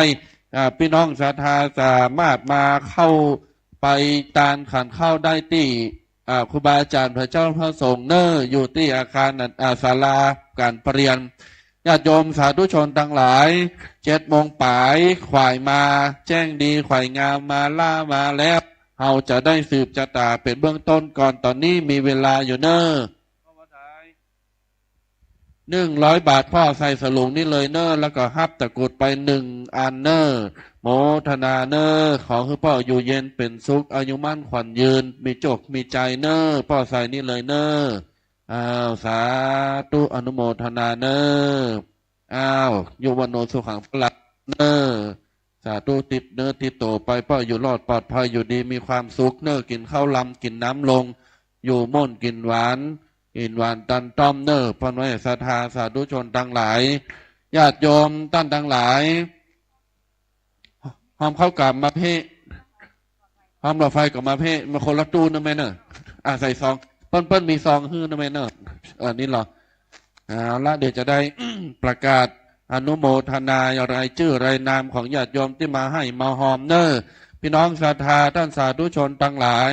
อนุโมทนานายทองอินนางจันดี4 วันพร้อมครอบครัวปลาเนื้อปลาตัวมาร่วมทำบุญตาลหลอดไฟฟ้าตาลแสงสว่าง1 หลอด200 บาทบุญกินบุญตาลบุญทักษาบารมีคุ้มครองเนอพี่น้องศรัทธาสาธุชนทุกคนทุกท่านใครที่เอารถมาขอเมตตาไปจอดรถในวัดได้เนอเมตตาไปจอดรถในวัดได้แม่ปุจาตะกุด1 ชุด100 บาทแม่ใส่เลย1 ชุดตะกุดอยู่ดีมีความสุขเนออายุมั่นขวัญยืนญาติโยมตะกุดชุดนี้ได้เมตตาบารมีท่านครูบาชัยวิทย์ธรรมระโตวัดตาตุ้มญาติโยมเนอตลอดจนถึงครูบาอาจารย์เจ้าต่างหลายที่มาเข้ากับนี่ได้เป่ากระถาเป่ามนต์พระเป็นที่เรียบร้อยพี่น้องศรัทธา ท่านทั้งหลายหายห่วงเนอปลุกเสกลงเลขลงยันเป็นที่เรียบร้อยบากากาดแก้วไปทางใดเนอญาติโยมทุชนมาปูจาได้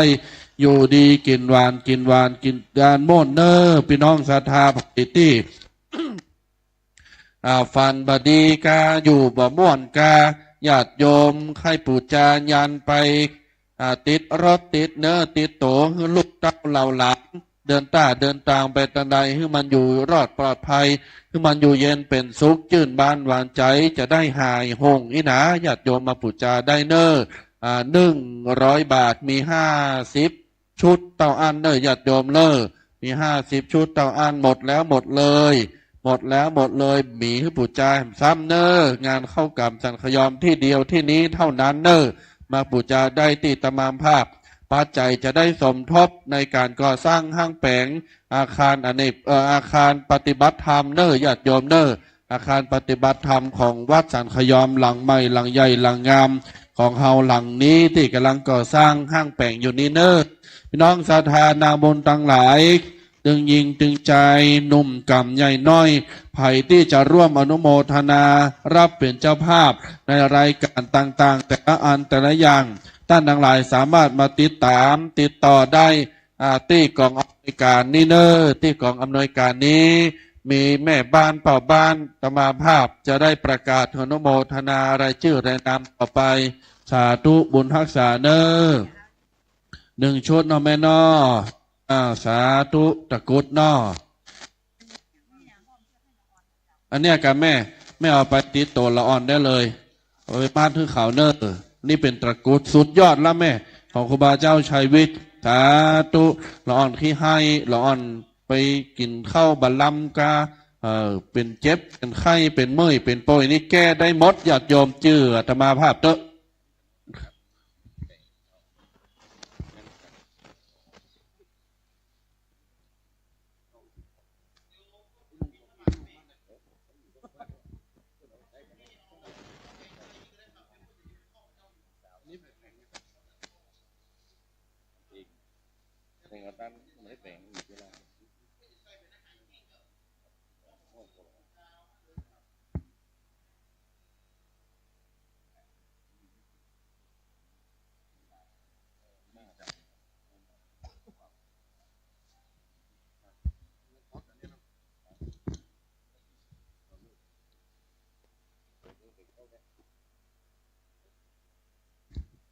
ประกาศอนุโมทนารายชื่อรายนามต่อไปเนอ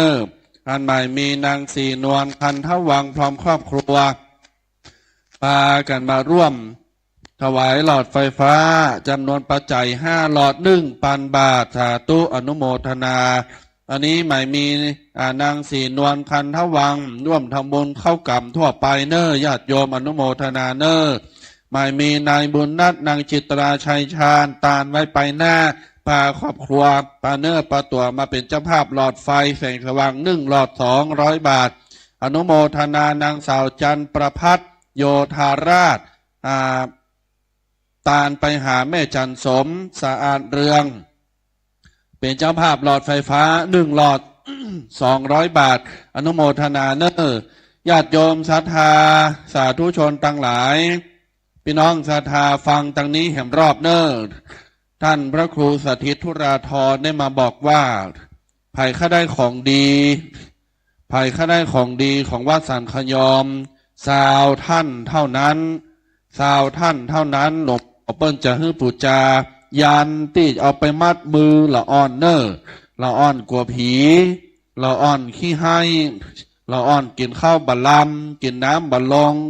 เป็นยันเป็นตะกุดเป็นเส้นเอาไปมัดอย่างฝ้ายไหมมือเนอ1 เส้น99 บาทมีซาวเส้นเนอญาติโยมเนอ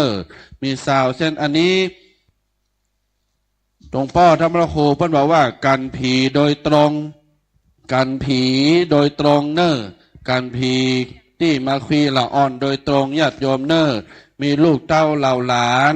เอาไปมัดมือให้เขาได้อยู่ดีมีความสุขเนอ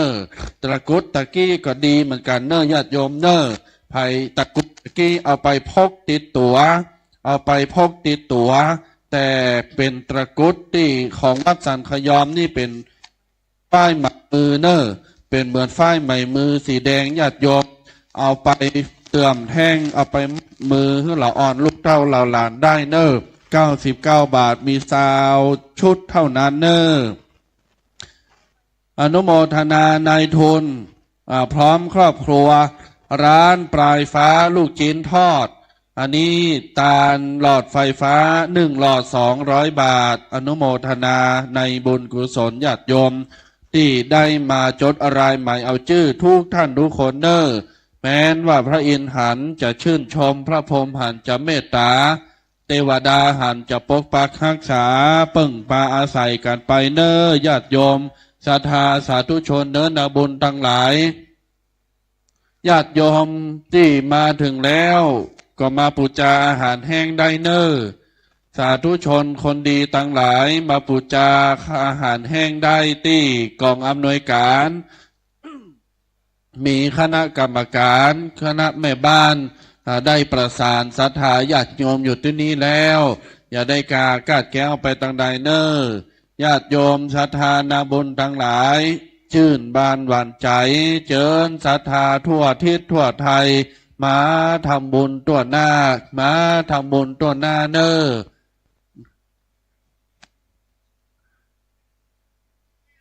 เจริญปอนต้อนรับบรรดาฆราวาสญาติโยมศรัทธาสาธุชนทุกคนทุกท่านกินหวานตันต้อมด้วยใจนอบน้อมยินดีเนอวันนี้ห้อมแห่งห้อมฮักความสมัครสมานสามัคคีไว้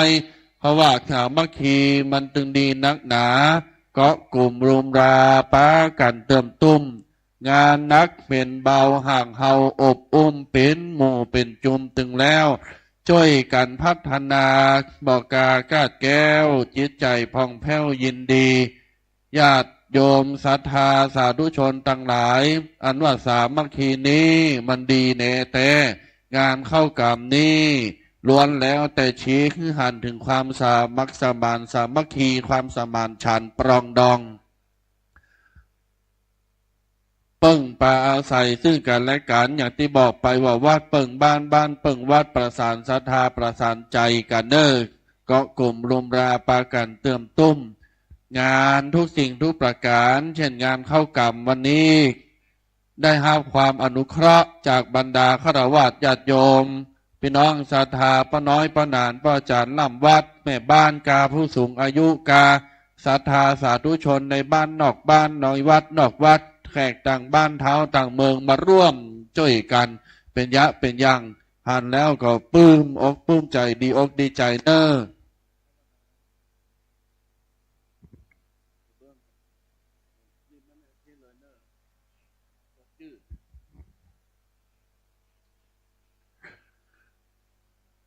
ขออนุโมทนาญาติโยมเนอพี่น้องศรัทธาสาธุชนทั้งหลายตอนนี้6:51 เวลานี้เจิญญาติโยมได้เข้าไปที่ประลำผำเต็นปุ้นเนอต่างในปุ้นเนอแล้วเอาของใส่บาตรวางไว้ที่นี่บ่ต้องเอาไปโดยเพราะเปิ้นจะสืบชะตา7 โมงเนอ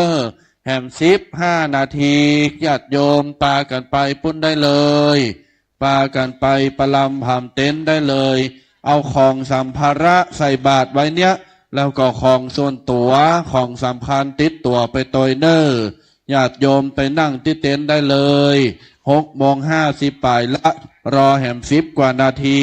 ครูบาอาจารย์จะได้อนุโมทนาสื่อปุราจาตาคือแก่บรรดาญาติโยมศรัทธาสาธุชนทั้งหลายไปนั่งกันตั้งหน้าเนอแม่เนอพ่อแม่ศรัทธานั่งกันตั้งหน้าตั้งในเนอต้องนั่งตั้งใต้มาก่อนต้องนั่งหน้าใครมาช้าให้นั่งหลังตามโอกาสเนอญาติโยมอนุโมทนานางนัทสุพิชยาชื่นสกุลพัฒน์อันนี้ตาลไม้ฉลุหน้าบันแหม1 เม็ด300 บาทนายขนินพงศ์ตระกูลวิรานธรรมรงค์อันนี้ร่วมทำบุญเป็นเจ้าภาพเทพื้นแหม1 เม็ด300 บาทอนุโมทนานักเนอญาติโยมศรัทธานาบุญพระแม่ศรัทธาทั้งหลายบัดเต้าแต่นั้นไผ่จะเป็นเจ้าภาพหนังสือสวดมนต์งานเข้ากรรมตลอดจนถึงเมื่อได้เป็นเจ้าภาพแล้ว จะได้ประกาศอนุโมทนาหนังสือสวดมนต์นิ่มจะว่าใจก็งานเข้ากรรมอย่างเดียวที่เดียวเนอสามารถได้สวดทุกวันพระวันศีลวันธรรมสวนะสามารถจะได้สวดทุกกรณีที่วัดสันขยอมจัดกิจกรรมญาติโยมได้กระทำบำเพ็ญไปแล้วจะได้อานิสงส์มากมายมหาศาลเนอขออนุโมทนาป้อสมบัติแม่พรประภาสาคำและครอบครัวบ้านสันขยอมได้ร่วมทำบุญปลูกกระเบื้องแหม1 เมตร 300 บาทเนออนุโมทนาญาติโยมทานนาบุญทั้งหลายตึงยิงตึงใจตึงหนุ่มและน้อยมาว่าญาติโยมจะมาจากบ้านไหนทิศไหนเฮือนไหนร้านไหนห่อไหนตอนรับญาติโยมสาธุชนทุกคนทุกท่านด้วยมิตรไมตรีเนอน้ำจิตน้ำใจปากันเพิ่งพาอาศัยซึ่งกันและกันน้ำบ่อน้ำคลองมันยังเป็นรองน้ำใจน้ำบ่อน้ำคลองอันไหนสายไหนแม่ไหนเปิ้งปลาไหนสู้น้ำใจไม่ได้ดังนั้นญาติโยมสาธุชนทั้งหลาย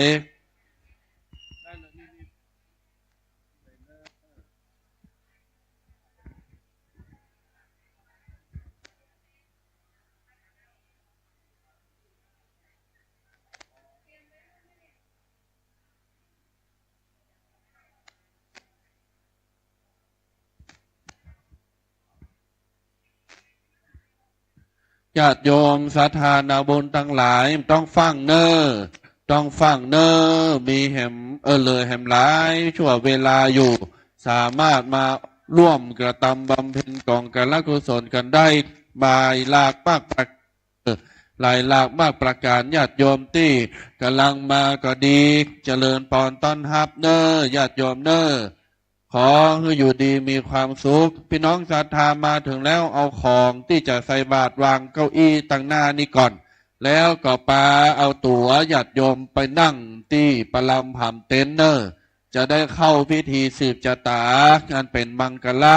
อันเป็นสิ่งที่ยึดเหนี่ยวญาติโยมจะได้บะข้องเกี่ยวกับโรคาพยาธิเด็กชายนำเพชรจิณปานตาลหลอดไฟแหม200 บาทอนุโมทนาเนอสาธุโยมจารุณีสุภามาศมงคลอันนี้ปาตนปาตัวมาร่วมทำบุญ1,000 บาทรายการภาพไม้เจรไน1,000 บาทสาธุอนุโมทนาสะท้อนย้อนปีไป1,000 ล้านเนอแม่เนอโยมเนออันนี้ตัวแม่นัดเช่าบุญนันชัยอันนี้ตาลหลอดไฟแหม1 หลอด200 บาทอันนี้เอาใส่ซองขึ้นไปกันเนอโยมเอ๋ยใส่แม่อันโยมอย่างก็เดี๋ยวขอไปเอาชื่อกับเก็บเลยโมทนาญาติโยมศรัทธาสาธุชนเนอมากินมาทานกันได้ลังไหลกันเข้ามาประสานมือพ่อแม่ญาติโยมสาธุชนทุกคนทุกท่านอยู่ทางใดก็ตามไปตามลำตัวกันมาเนอญาติโยมแจ้งดีไข่งามมาแล้วประกาศกาดแก้วไปทางใดป้ากันมาที่วัดสันขยอมเนอปูจารธรรมเทศนาพื้นเมืองว่าทำอะไรโพธิโลกนิพพานสูตรมหามูลนิพพานสูตรกามหาวิบากาตานสังกัดตานจานขันเข้าจะอุทิศไปหายังเปรตพรีกาพ่อแม่ที่ล้มหายตายจากไปแล้วญาติวงวานกาลูกเต้าเหล่าหลานครูบาอาจารย์กันทั้งหลายที่ได้ตายไปแล้วมรณภาพไปแล้วกาคือเติงใจหาเปิ้นกาไลหาเปิ้นเจิญญาติโยมศรัทธานาบุญ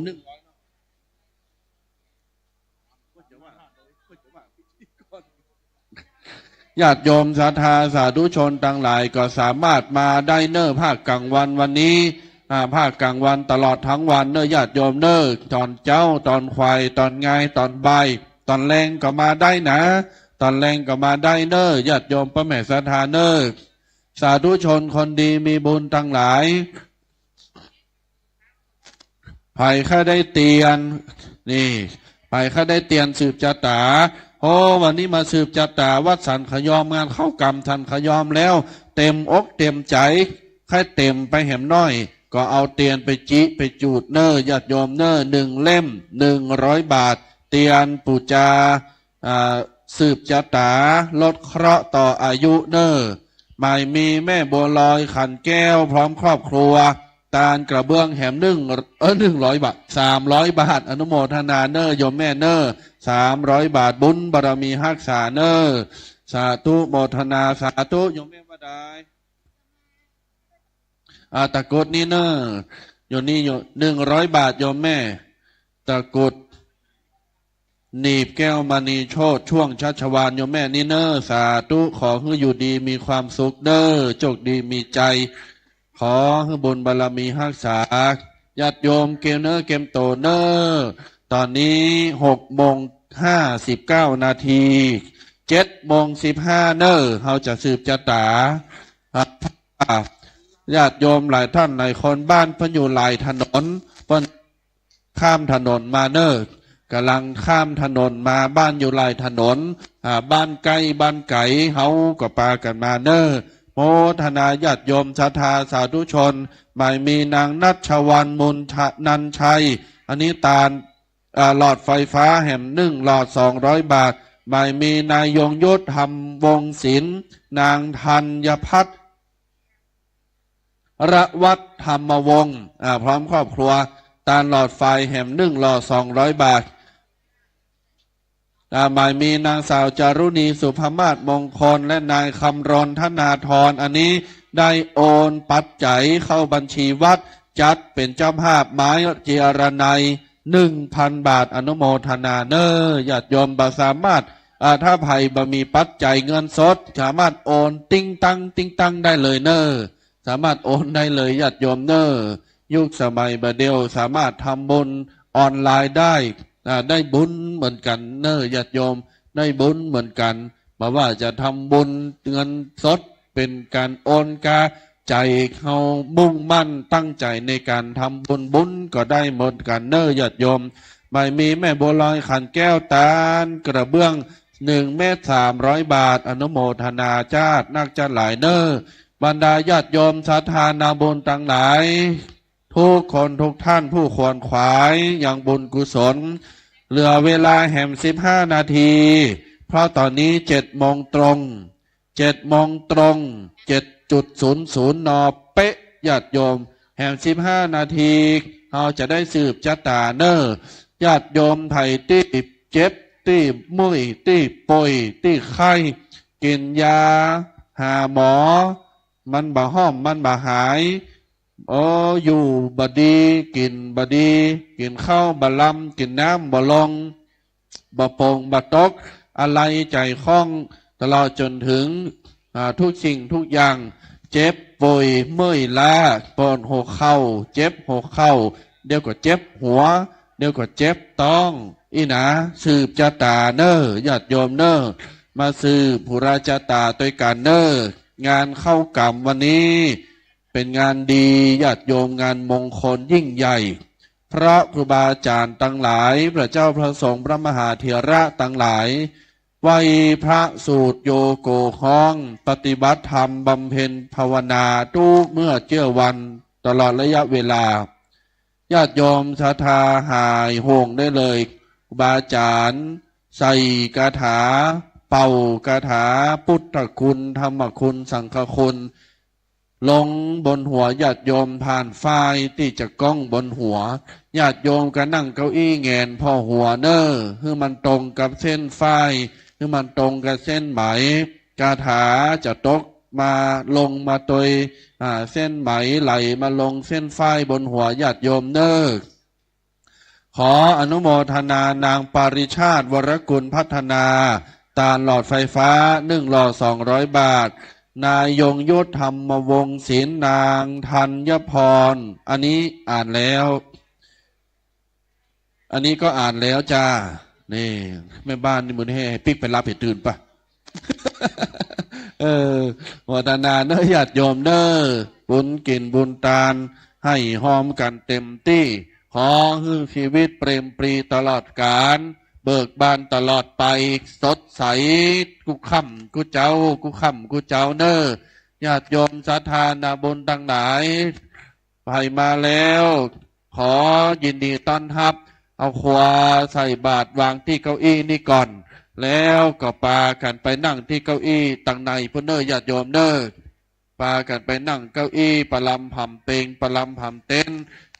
ซุ้มสืบชะตาเพราะเฮาจะมีพิธีสืบชะตาเฮียก่อนเนอญาติโยมไผ่ที่ยังบ่ได้ปูจามาปูจาอาหารแห้งได้1 ชุด 140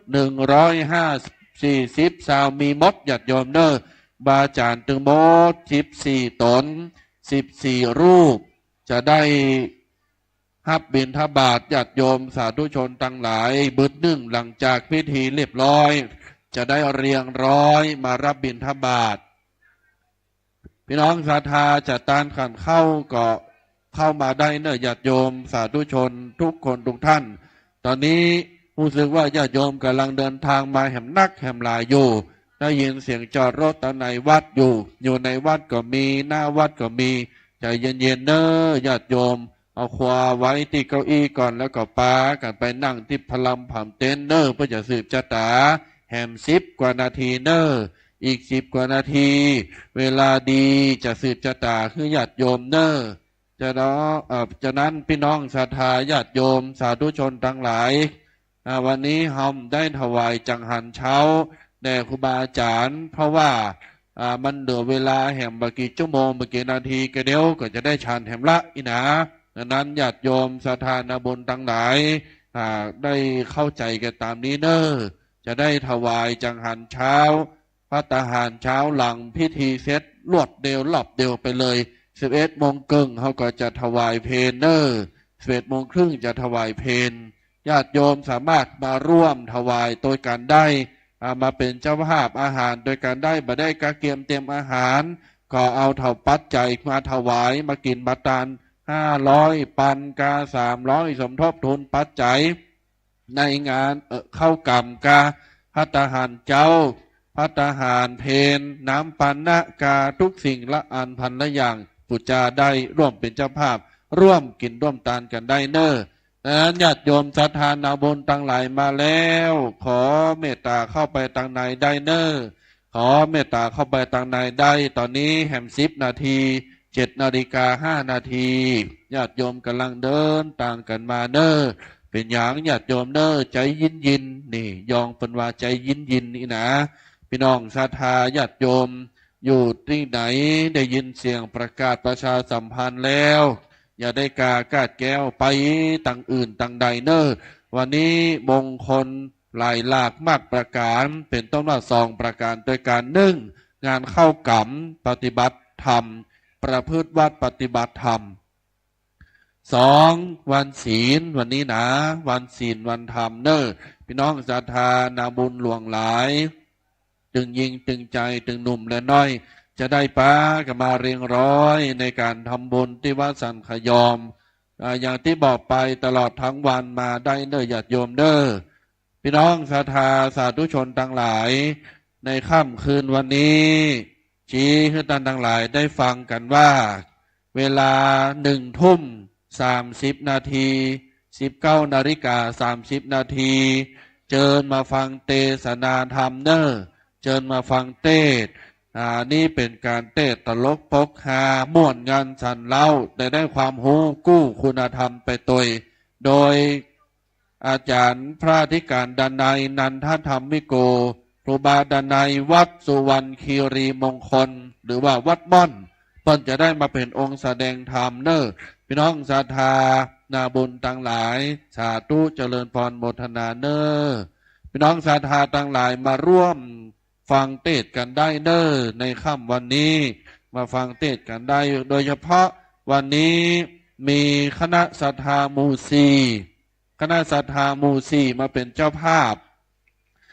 การเทศและคณะศรัทธาหลายท่านหลายคนต่างบ้านต่างจองจะมาร่วมฟังเทศโดยก็ได้เนอพี่น้องศรัทธาหมู่10ก็มาได้หมู่7หมู่8ก็มาได้หมู่ไหนก็มาได้เนอเพราะเฮาเป็นคนพุทธเป็นเจ้าพุทธพอเฮามากินมาทานมีจิตมีใจมุ่งหมายอันหนึ่งอันเดียวกันมากันได้ทุก หมู่ทุกบ้านทุกจองทุกหอทุกเฮินบรรดาญาติโยมศรัทธาเนอร์เอาละญาติโยมในวัดก็ดีหน้าวัดก็ตามอยู่ต่างใดก็ตามตอนนี้ไปญาติโยมศรัทธาเจิญเข้าไปต่างในเนอร์แฮมบกินาทีนี้จะได้สืบชะตาแล้วขจายเนอร์ญาติโยมเสาะว่าหาเก้าอี้ที่นั่งกันได้ตามสบายตามอัธยาศัยญาติโยมสาธุชนทุกคนทุกท่านเสาะว่าหาที่นั่งกันได้เนอตอนนี้ไปจะได้สืบผู้ราชตาแล้วญาติโยมอยู่ตั้งใดก็ตามในวัดก็ออกมาเนอหลังจากสืบชะตาเรียบร้อยเราจะได้ใส่บาตรเนอญาติโยมเนอสืบชะตาเรียบร้อยทำพิธีเรียบร้อยแล้วกาจะได้ใส่บาตรอาหารแห้งถวายแก่พระเจ้าพระสงฆ์ครูบาอาจารย์10 กว่ารูปที่ได้มานอนตูบนอนเต้นประพฤติวัดปฏิบัติธรรมยถาสันติทกรรมที่วัดสันขยอมตำบลสันทรายน้อยอำเภอสันทรายเชียงใหม่นี่เนอญาติโยมเนอเจิญพระแม่ศรัทธาเข้าไปทางในเนอเข้าไปทางในเต็นท์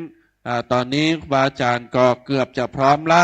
รอญาติโยมศรัทธาสาธุชนทุกคนทุกท่านพากันไปนั่งจับจองเก้าอี้ได้เลยแล้วก็เอาควาบินใส่บาตรเอาไว้ที่เก้าอี้นี่เนอญาติโยมเดี๋ยวก็มาใส่บาตรประจำจุดที่วางไว้ตอนนี้ไปญาติโยม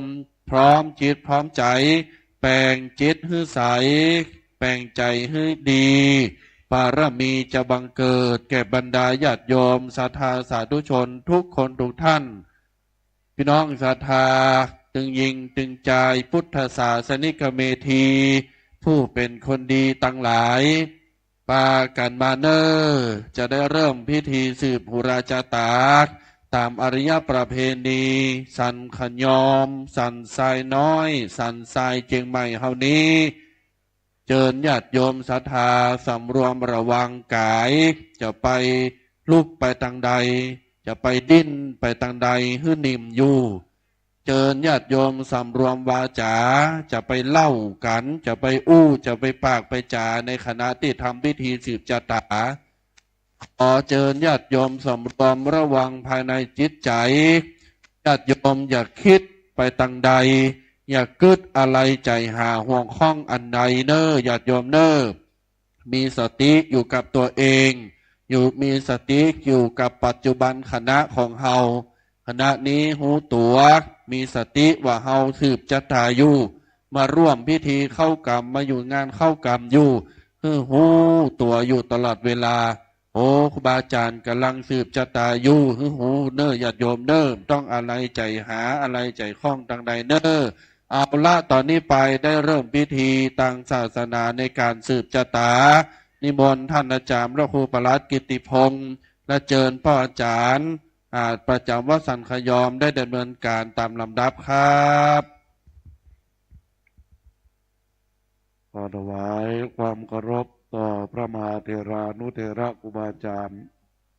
อันมีหลวงพ่อพระครูสติตุราธรเจ้าวาดวัดสันขยอม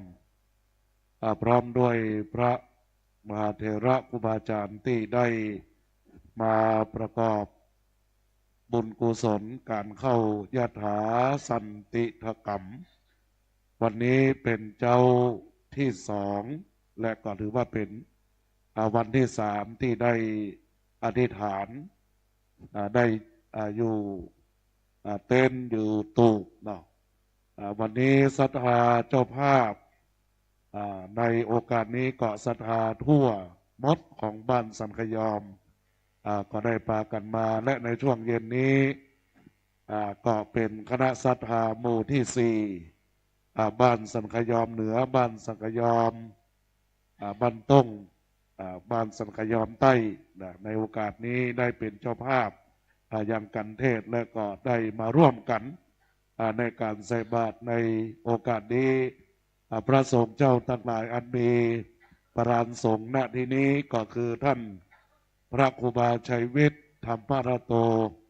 รองเจ้าวาดวัดตุ้มจะได้เมตตาจำเริญพระพุทธมนต์สืบราชตาเสริมบารมีในโอกาสนี้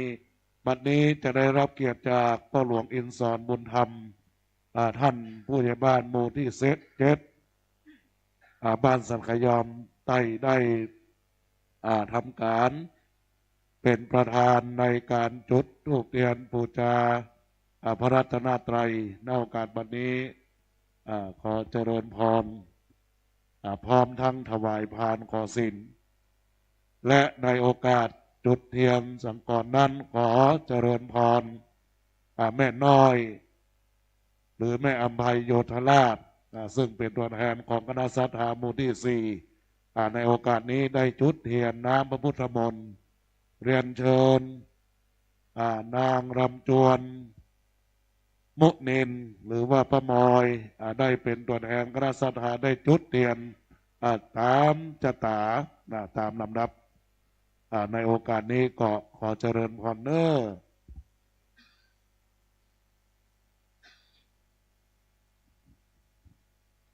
อศรัทธาเราก็ตั้งอกตั้งใจประพฤติปฏิบัติในโอกาสที่จะได้สืบราชตาดังที่โคสกะหรือว่าโคศพสีปักเอกแห่งเมืองปราสาทเวลุคารามได้อุจาว่าดักอกเย็นใจอธิษฐานภาวนาเคราะห์ทั้งหลายภัยทั้งหลายหายไปในโอกาสวันนี้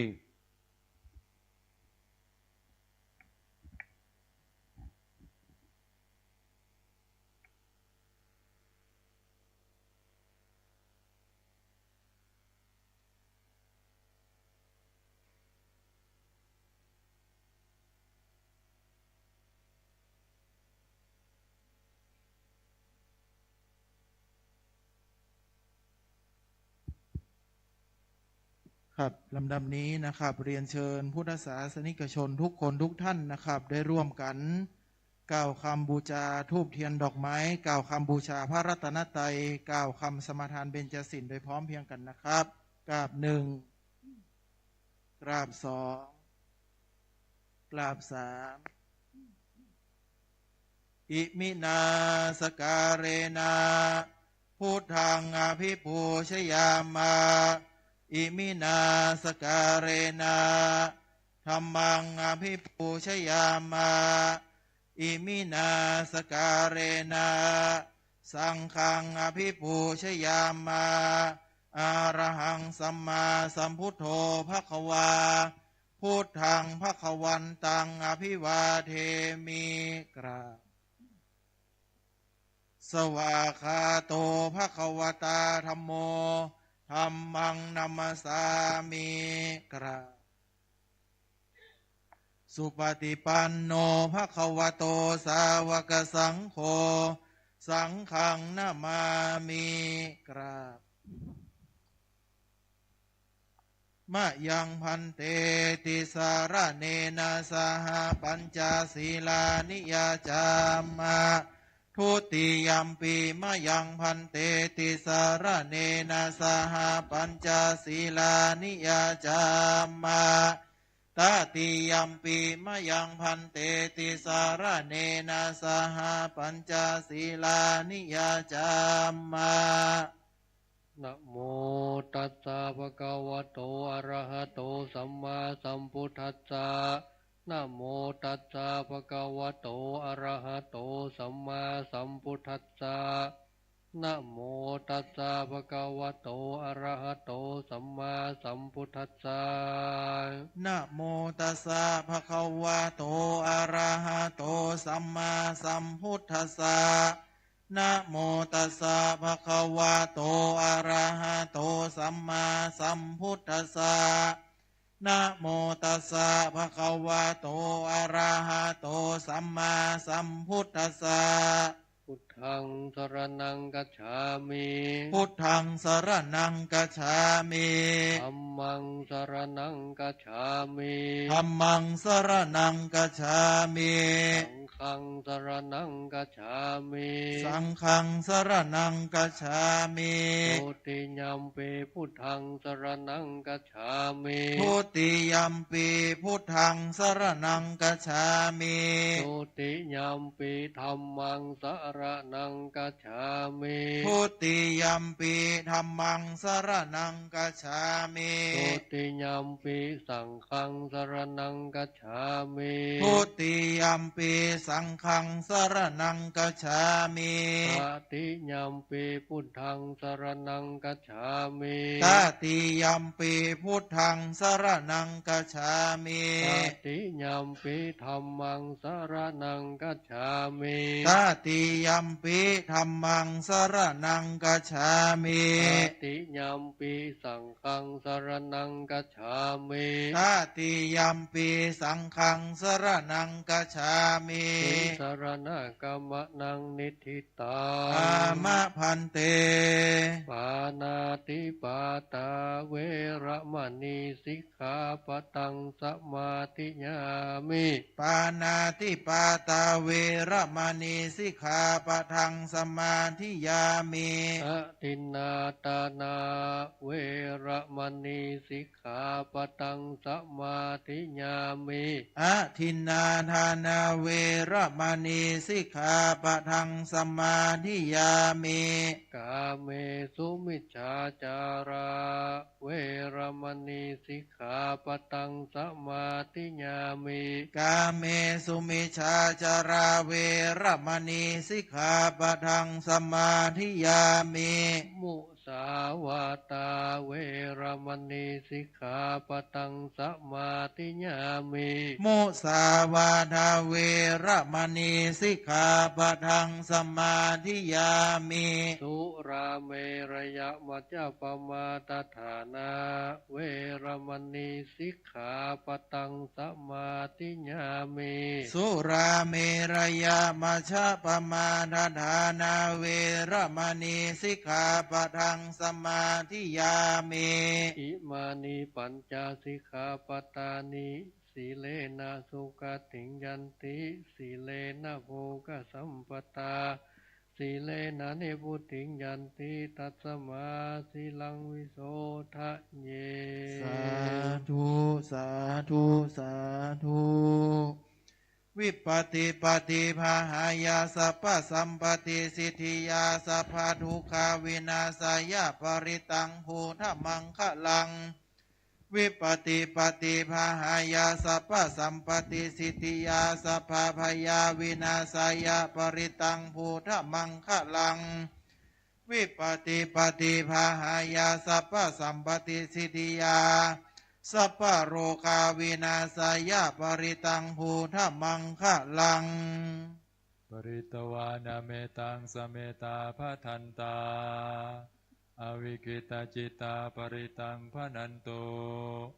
สักเคกาเมจารูเปคิริสิคารตเตจันตาริเควิมาเนทีเปรเทจะคาเมตารุวนาอารามวัตุหิเขเตภูมาจยันตุเทวาชลทลวิสเมยคคันธปนาคา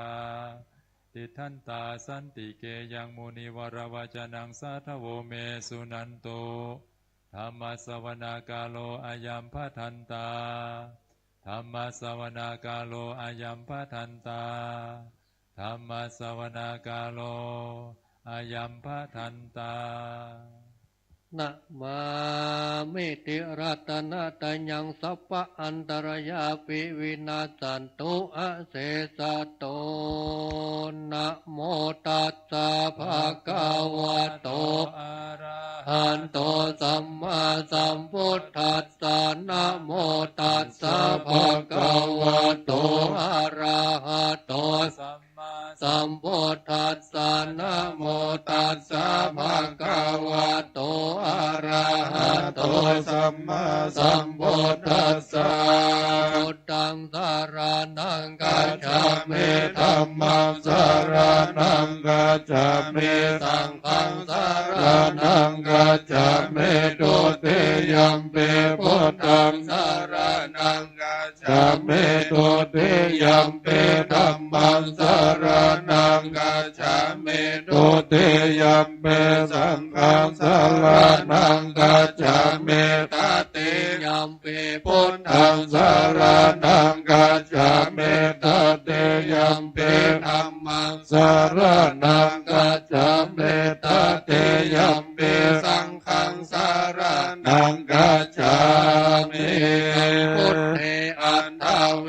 สัญจตวาตาสัญจสหัสเกปัญจสัตตาสหัสเนนัมมาเมสิราสาหันเตสังนัมมันจะสังกันจะอาตาเรนานัมมาเมอังนัมมาการานุภาเวนะอันทัสสะเพโอปัฏฐาเวอเนกาอันตรายาปิเวนัสสันโตอาเสสโตสัมพุทเตปัญญาปัญญาสัญญาจโตเวสติสัตตาสเกตัสสะสัตตาสหัสสะเนนัมมาเมสิราสาอันเตสังนัมมันทะสังกันจาตาเรนานามาเมอังนามาการานุภาเวนะอันตสัพเพโอปัฏฐาเวอเนกาอันตรายาเปเวนะสันโตอาเสสะโตสัมโพเทนะโวตาระกะเทอาตาจตาเนตัสสะอาสะเกเวสติสัตตาสหัสสะเนนะมาเมเสราสาหังเตสังฆัมมัญจะสังฆัญจะอาราเรนานามามิอังนามาการานุภาเวนะหันตวาสัมเพโอปัฏฐาเวอเนกาอันตรายาปิรินันสันโตอาเสสะโตเทวันนาจะพาลานังปันติตานันจะเสวันนาโพจะจะโพนิยานังเอตัมมังกาลาโมตมังปฏิโรปะเทสวะโสจะโกเปจะกาตาปุญญาตาอัตตสัมมาปานิเตจะเอตัมมังกาลาโมตมังปะโหสัจจัญจสิปัญจเวนะโยจะสุเสเกโตสุภาสิตาจยาวัจจะเอตัมมังกาลาโมตมังปิตุปะทานังพุทธาราสะสังฆาโหอานาคุราจะกัมมันตาเอตัมมังกาลาโมตมังอานัญญาปัมมจาริยัญญาตากานัญจสังฆาโหอานาวัจจานิกัมมาเนตัมมังกาลาโมตมังอารโวจันเนวะโตจะสันโตเรจะกาตัญโยตากาเลนะธรรมสาวนังเนตัมมังกาลาโมตมังจะโสวะจะสัตตาสัมมานานันจะทัสสะนังกาเลนะธรรมากัจจาเอตัมมังกาลาโมตมังตาโพจะพระมจาริยัญจาริยาสัจจานาตัสสะนังเนปานาสัจเจเกเรยาจาเอตัมมังกาลาโมตมังปุณัสสะโลกาธัมเมเจตังยาสานังกัมปติอาโสกังเวราชังเกมังเนตัมมังกาลาโมตมังเอตาติสันเนกตวานาสัมพันธาลาภาราชิตาปัตตาโสเทกาจันเตตันเตสัมมังกาลาโมตมันเตมหามังกาลาสุตั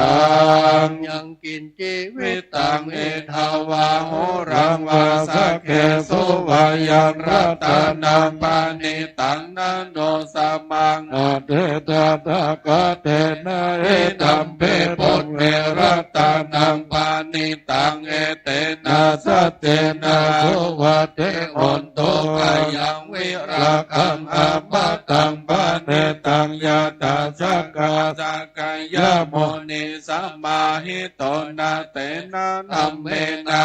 มัตติกินเจธัมปิธัมเมรัตนังปาเนตังเอเตนะ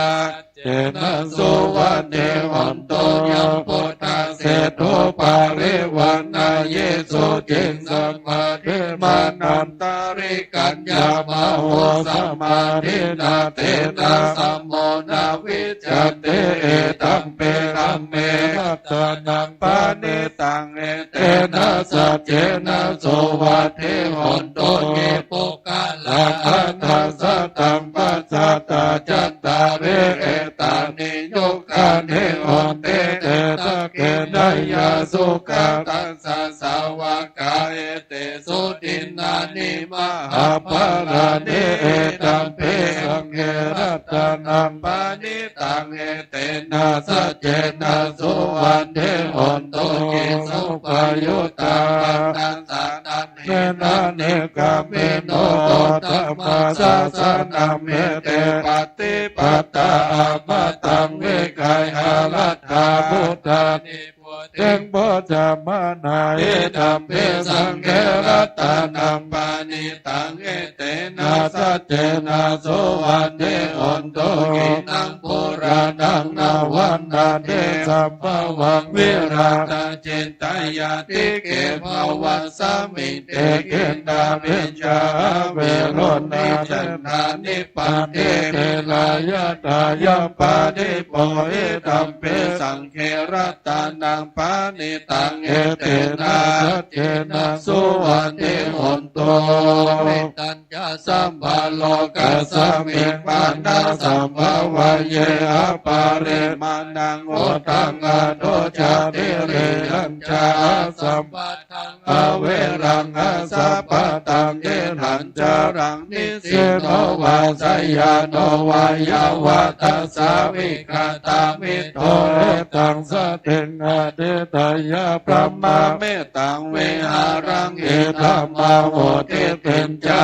นุปกาลศิลาวาตัสสะเนนาสัมปันโนกาเมโสวินัยาเกนังนาหิจโตกัมภาสยามปุนาเรติติการณิยเมตตาสุตาพุทโธอัปปมาโนธัมโมอัปปมาโนสังโฆปัมมันตวันตานิสิริสัพพะอาหิวิจิกาสัตตาปันเทวันนานาเมสารโปโมสิกากตาเมกกตาเมปฏิกามันโตโวตาเนโสหังนะโมภะคะวะโตนะโมสัตตานังสัมมาสัมพุทธานังเตปิโสภะคะวะอะระหังสัมมาสัมพุทโธวิจาจารณะสัมปันโนโสกโตโลกาเวโตอนุตตโลโภวิสัทธัมมาสาลติสัตตาเทวามนุสานังพุทโธภะคะวะเตสวะกะโตภะคะวะตาธัมโมสันเตติโกอาการิโกเอปัสสิโกปนาเยโกปัจจตังเวทิตัมโพวิญโยหิติสุปฏิปันโนภะคะวะโตสาวกสังโฆจุปฏิปันโนภะคะวะโตสาวกสังโฆปฏิปันโนภะคะวะโตสาวกสังโฆสามิติปฏิปันโนภะคะวะโตสาวกสังโฆยะนิตังจัตตาเรปุริสาอันหาปุริสาภุคาลาเอสาภะคะวะโตสาวกสังโฆอาหุนายโยปาหุนายโยกินายโยอัญชลิการณิโยอนุตตรังบุญญาเกตังโลกัสสาติปังตาหัตตมะเพเนเมตตาสาวุธันดังกิเมฆะลังมุติระโคราสเสนามาลังกานาเนธัมมาเวเทนาทิตาวาโมนินโทตันเตชะสะภวันตุเตชะยามังคลานิมาราติเรกะมาพิโยจิตาสัพพะระติงโกลัมปนาละวะกะมาคัมมายักขังกันเดโสทันดาเวเทนาทิตาวาโมนินโทตันเตชะสะภวันตุเตชะยามังคลานินาราคิริงกัจจวารังอันเดอันตะโพตาทาวากิจักขัมมาสันนิวาสุตารุนัมตังเมตตัมโมเสกวิตินาชิตาวาโมนินโดเตสา ภวตุเตชัยมังคลาเนโอเกตากะกรรมติหันทาสุตารุนันตังนาวันติโยชนะปะทังโกเลมาราวันตังอิติปิสังกตัมมโนจิตตวาโมนินโทตันเตชะสาภวตุเตชัยมังคลานิกัตตานากถาอิวากะปิเนยาจินจายาตุตาวาจานังจายากายามัจเชสันเตนะโสมวิตินาตวาโมนินโทตันเตชะสาภวันตุเตชัยมังคลานิสัจจังวิหายามติสัจจกวาเกตุวันทาภิโรปิตัมมานังอเนอันทาพุตังปัญญาปฏิปัญชาลิโตเจตวาโมนินโทเตสาภวันตุเตชัยมังคลานินันโทปันนันทาโพจักขังวิปุถังมหิติโพเตนะเถระพุชฌาธรรมปยันโตเอโตปันเทสาเวตินาจิตตวาโมนินโทตันเตชะสาภวตุเตชัยมังคลานิทุกขะทิฏฐิโพจักเกนะโสตตาหันธัมบรมมังวิสุทธิจุติเมเตภกาปิตานังยานากเทนะเวเทนะจิตตวาโมนินโทตันเตชะสาภวตุเตชัยมังคลาเนตาปิปุตตะชัยมังคลาตากตโยวัจโนนินาเทเนสารเตมาตันเตหิตวานาเนกาวิเวตานิจุปัตตวาเนโมขังโสขังอธิคัมมัญญานาโรสัพพัญโย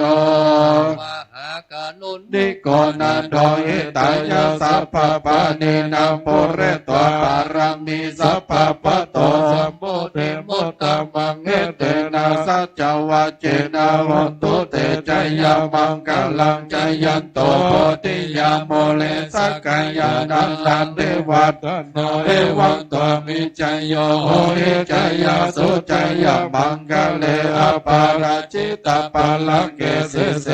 ตเวโมคาเรอภิเสเกสัพพพุทธานังอาคาปโตปโมทติสุนักตังสุบังกลังสุภาปตาสุโหติตังสุขันโนสุโมโหโตจะสุเยตัมบรมจาริสุปาตกินังกายกัมมังวาจากัมมัง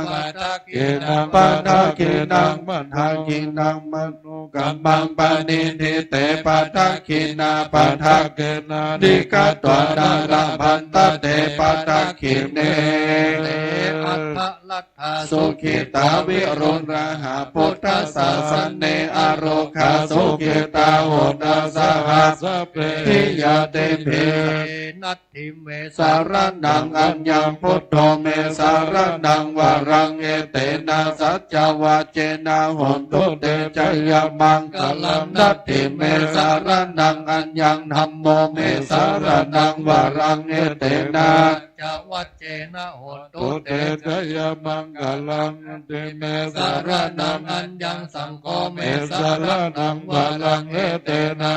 จวัจเจนะโหตุเตชัยมังคลังยังกินจิรัตตันังโลเกวิจาเทเวเวธัมโมโทรัตนาคนทัสสะมังกาเทตัสสะมาโสติภวันตุเตยังกินจิรัตตันังโลเกวิจาเทเวเวธัมโมโทรัตนาธัมมัสสะมังกาเทตัสสะมาโสติภวันตุเตยังกินจิรัตตันังโลเกวิจาเทเวเวธัมโมโทรัตนาสังฆังสมังนัตติตัสสะมาโสติภวันตุเตหิริโอตัปปะสัมปันนาสุขะสัมมาสัมมาหิตาสันโตสัพพุริสาโลเกเตวะธัมมาติวุจจันเลสันติปัฏฐาปัตตนาสันติปัฏฐาวันจันนามาตาปิตาจานิขันตาจัตตาเวตาปฏิ ติกัมมาจะญาตนากัตตาพุทธาเจตวามาลาสวาหานังจตุสัจจังมาตาราสังเยเปเวโสนาราสะปะตันนังกาลาทโยพุทธาอาทเวสเตนายกาเปปฏิติตามัยหังบัดดาเกเตโมเนสลาสิเสติติโตมัยหังพุทโธธัมโมทเวโลจะเนสัมโพปฏิติโตมัยหังสัพพะกุณังกาโลอัตเยเมอโนโรโตสาริปุตโตจันทักขิเนโกนัญโยเปติภะคะสามิโสริลาโนจาวามะเกตักขิเนสวัสเนมัยหังอาสุงอานานาราหุลากัสสะโพจามหานะโมปัสสวะมาโสตะเกเกสันเตเปติภะคะสามิสุริโยวะปะปังกะโลเมเสโนสิเลสัมปันโนโสภิโตมุนิปุกขวะกุมาลกัสสะโพเทโรมาเหเสจิตตาวาทโกโสเปหังวัฏาเนมิจังวัฏตาเสกุณาโลปุณโนอังโกเลมาโลจะอุปาเลนันทเสวะเลเมปัญจมหาเทระนาราเตติลากามมาเสสาเสติมหาเทราทิตวันตาปิโนรัตตาตลันตาสิลเตเจนะอังคมังเกโสสันติธารัตนังปุระโตอัจฉิตกินเนเมตตาสุตกังจัจกังปัจจโตอาสิวะเมอังโกเลมาลกังขันนาโมลปาริตัจจานาตุตกังอากังเสตทานังอาเสเตสากาลสันติตาจินานังปัลสัญโยเตธรรมาปะกาลังลังกันเทวาสโตเมสักขะเจนะสัมมาสัมพุทธปัญจเรวตาปิตานิสัจจตาปะหิราชโตปัตตวาเสสาเวนายายันโตอนันตะโกณเตชะสาหินาปัญจารมาจัมหิวิหารันตังมหิตาเลสัทธาภะเลโตสังสะเปเตมหาสัพพะอิเจวะเมกะโตระโกสุระโกพุทธานุภาเวนะจิตตุปันนโวธัมมานุภาเวนะจิตตาเรสังโฆสังฆานุภาเวนะจิตันตรายโยจารามิธัมมานุภาวะปาลิโตเตชยปัญจรปันนาสัพพะสัพพะเตตาอินตาจาตาเทวาจาตาพระมจาตามหาพระมจาตาเอสิจาตามหาเอสิจาตาโมเนจาตามหาโมเนจาตาปุริสจาตามหาปุริสจาตาจักวัติจาตามหาจักวัติจาตาพุทธจาตาปัจเจกาพุทธจาตาอรหันตจาตาสัพพสิทธิวิญญาณารนังจาตาสัพพโลกาจริยานังจัตตาสัพพะโลกาติปันติยานังจัตตาเอเตนะสัจวัจเจนะตุยังสุวัติหนตุตุยหังสวหายนะโมพุทธัสสะนะโมธัมมัสสะนะโมสังฆัสสะสยติธัมโมโรโรสวหายะวิจโยธัมโมโลเกอนุตตโรสัพพสัตตาหิตัตถยาตังตังคาเยติวะเตปาริวัจโจราชาตันเตอมนุเสปวะเกรยาเกนะเขวิเสปุเตอาการมาระเนนะจะสัมมาสัมมามาระนามุตโตสัพเพตวะกาลมาริตังตังเสวะอนุภาเวนะหนโตเทโวสุขิสันหาสุตาสีลังสัมมานายาธัมมังสุจาริตังจาเรตังเสวะอนุภาเวนะหนโตเทโวสุขิสันหาลิขิตังยิเตตังพุทธาลานังปัจจานังกาลุปะเรสังเทสนังสุตตะตัสสะหายุปวัฏฐเตพุทธรัตนังโอสตังโอตมังวรังหิตังเตวามโนสานังพุทธเตเจนะสันตุปัฏฐวาสเปตุขาวุปัสสะเมนตุเตสกตวธรรมรัตนังโอสตังโอตมังวรังปาริราหุปัสสะมานังธัมมเตเจนะสุทินานัสสันตุปัฏฐวาสเพพยาวุปัสสะเมนตุเตสกตวสังฆรัตนังโอสตังโอ ตัมมังวรังอาหุนายังปาหุนายังสังฆเตเจนะโสตินานัสสันโตปัทวาสเปโรคาโวปัสสะเมตุเตริทิติมาติเตโชชัยยาสินธิมหินธิมหาคุณาปาเรมิตาปุญญาธิการาสสะปันตรายานิวรณะสัมปัตตสะภะคะวะโตอะระหะโตสัมมาสัมพุทธัสสะภะวะติสัมมาหาโพลิสัลลัคขณานุภาเวนะเสตยานุภยัญชนะนุภาเวนะอนุตตรสัตตมังคลานุภาเวนะจัปปันนรังสียานุภาเวนะเกตุมาลานุภาเวนะสัพพรามิตาภาเวนะสัพปรามิตานุภาเวนะนัสสะปรามัฏฐปรามิตานุภาเวนะศีลสมาธิปัญญานุภาเวนะพุทธานุภาเวนะธัมมานุภาเวนะเตจานุภาเวนะอิทธานุภาเวนะพลานุภาเวนะยยะธรรมานุภาเวนะจตุรสิทธิสหสธรรมกันธานุภาเวนะนวโลกุตระธรรมาบาคานุภาเวนะอันทาสัมมาปฏิญญานุภาเวนะจารปิญญานุภาเวนะจตุสัจจยานานุภาเวนะตัสสะภลายานานุภาเวนะสัพพัญญุตยานานุภาเวนะ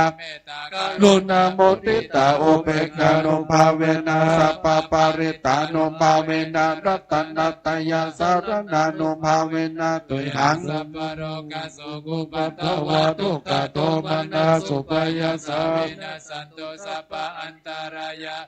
นะสันโตสัพพสังกัปปะตุยหังสัมมิจฉันโตทิคายุตาตุยหังโหตุสัตตวาสาจิเวนะสัมมังกิโกโหตุสัพพตากะสัพพปัตตวานะ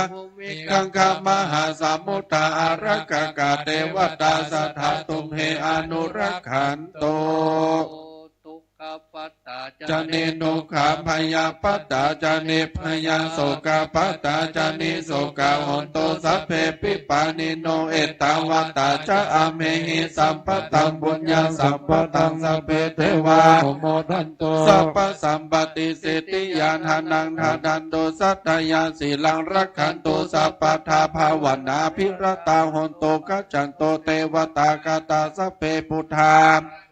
ปัจเจกานันจะยังพลังอรหันตานันจะเตเชนารักขังพันธามิสัพพโสพระมังคลังรักขันโตสัพพเทวตาสัพพพุทธานุภาเวนะสัทธาโสติภวันตุเตภวตุสัพพมังรักขันโตสัพพเทวตาสัพพธรรมานุภาเวนะสัทธาโสติภวันตุเตภวตุรักขันโตสัพพเทวตาสัพพสังฆานุภาเวนะสัทธาโสติภวันตุเตสาธุสาธุสาธุ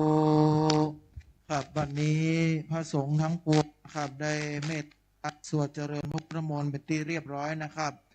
ลำดับต่อไปนะครับเรียนเชิญพุทธศาสนิกชนทุกคนทุกท่านนะครับได้ร่วมกัน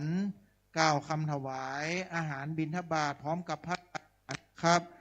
เรียนเชิญทุกท่านนะครับพนมมือขึ้นนะครับตั้งนะโมสามจบโดยพร้อมเพรียงกันนะครับนะโมตัสสะภะคะวะโตอะระหะโตสัมมาสัมพุทธัสสะนะโมตัสสะภะคะวะโตอะระหะโตสัมมาสัมพุทธัสสะนะโมตัสสะภะคะวะโตอะระหะโตสัมมาสัมพุทธัสสะทุกท่านว่าตามนะครับอิมานิมะยังพันเตภัตตานิสัปปริวารานิภิกขุสังฆสาโอโนชยามะสาธุโนพันเตภิกขุสังโฆอิมานิภัตตานิสัปปริวารานิปฏิคันหาตุอัมหากังทีฆรตังหิตายะสุขายะ ข้าแต่พระสงฆ์ผู้เจริญข้าพระเจ้าทั้งหลายขอน้อมถวายภัตตาหารกับทั้งของบริวารทั้งหลายเหล่านี้ขอพระสงฆ์จงรับภัตตาหารกับทั้งของบริวารทั้งหลายเหล่านี้ของข้าพระเจ้าทั้งหลายเพื่อประโยชน์เพื่อความสุขและความเจริญแก่ข้าพระเจ้าทั้งหลายตลอดกาลนานเทอญสาธุ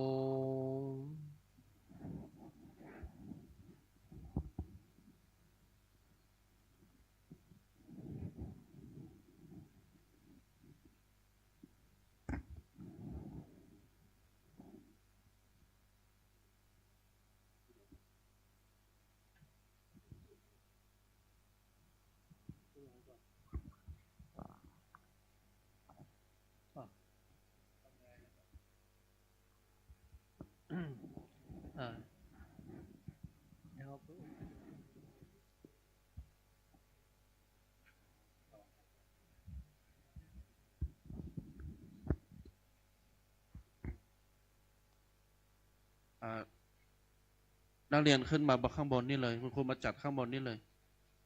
เพราะว่ามาข้างบนนี่เลยลูกจะได้ถวายเสียง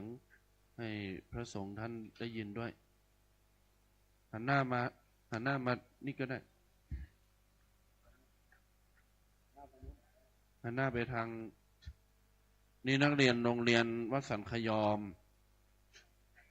ตรงนี้พอละละวันนี้จะมาสวดมนต์เนื่องในวันนี้โอกาสพิเศษวันศีลใช้เวลาแป๊บเดียวญาติโยม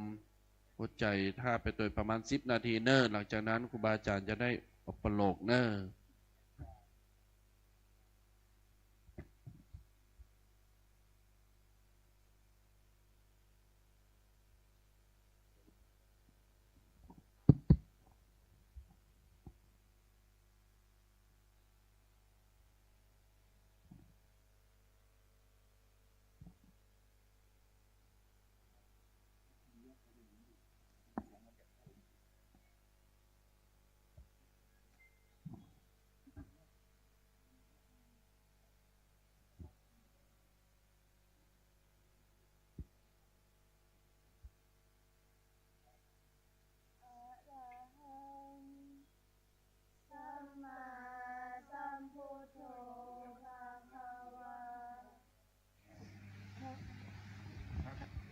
พระผู้มีพระภาคเจ้าเป็นพระอรหันต์ดับเพลิงกิเลสเพลิงทุกข์สิ้นเชิงตรัสรู้ชอบได้โดยพระองค์เองพุทธังภควันตังอภิวาเทมิข้าพระเจ้าอภิวาทพระผู้มีพระภาคเจ้าผู้รู้ผู้ตื่นผู้เปิดบาน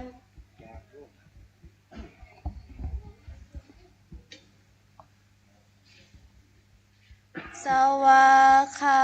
โตภะคะวตาธัมโม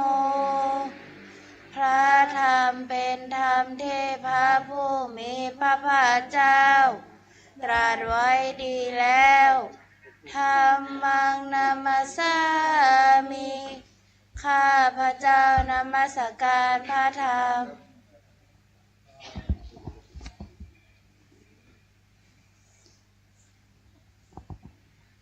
สุปฏิปันโน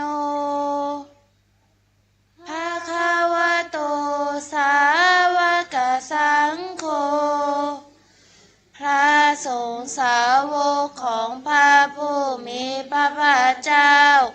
ปฏิบัติดีแล้วสังฆังนามามิข้าพระเจ้านอบน้อมพระสงฆ์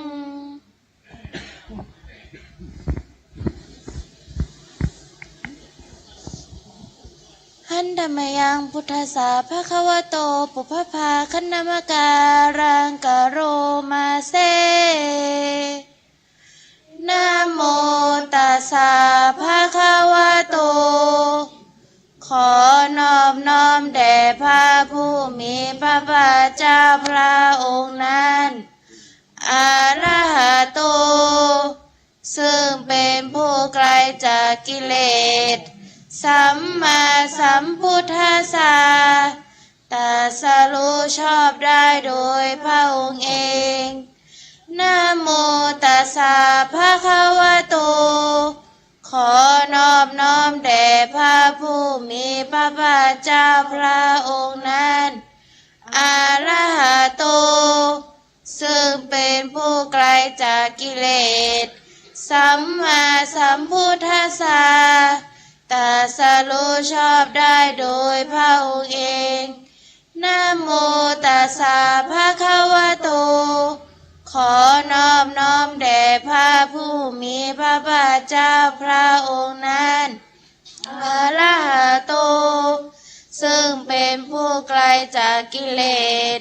สัมมาสัมพุทธัสสะตรัสรู้ชอบได้โดยพระองค์เองหันธรรมยังธรรมาภิถุทินกะโลมาเซโยโสสวาคาโตภะคะวะตาธัมโมพระธรรมนั้นใดเป็นสิ่งที่พระผู้มีพระภาคเจ้าได้ตรัสไว้ดีแล้วสันทิฏฐิโกเป็นสิ่งที่ผู้ศึกษาและปฏิบัติพึงเห็นได้ด้วยตนเองอากาลิโกเป็นสิ่งที่ปฏิบัติได้และให้ผลได้ไม่จำกัดการเอหิปัสสิโกเป็นสิ่งที่ปฏิบัติได้และให้ผลได้ไม่จำกัดการเอหิปัสสิโกโอปานายิโกเป็นสิ่งที่ควรน้อมเข้ามาใส่ตัวปัจจตเวทิตาโพวินโยหิเป็นสิ่งที่ผู้รู้ก็รู้ได้สักว่าตนตามาหันธรรมังจิรสะอภิปูชยามิข้าพเจ้าบูชาอย่างยิ่งเฉพาะพระธรรมนั้นธรรมหันธรรมศิลสานามามิข้าพเจ้าน้อมน้อมพระธรรมนั้นด้วยเสียงก้าว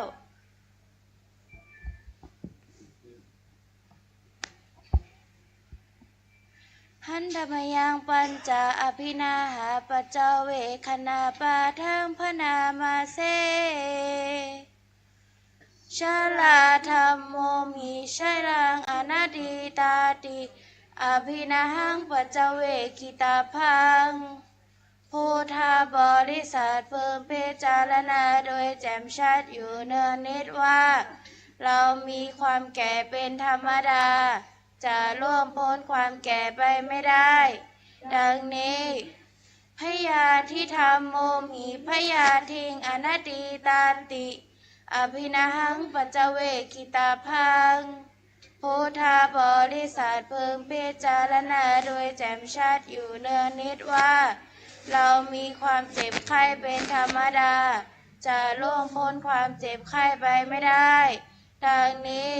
มาลนาธรรมโมหิมาลนังอนัตติตาติ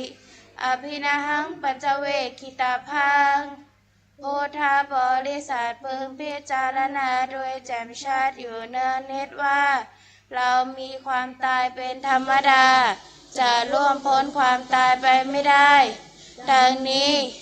สัพเพหิเมปิเยหิมนาเพหิมานาภาโววินาภาโวติอภินาหังปัจเจเวกิตาพัง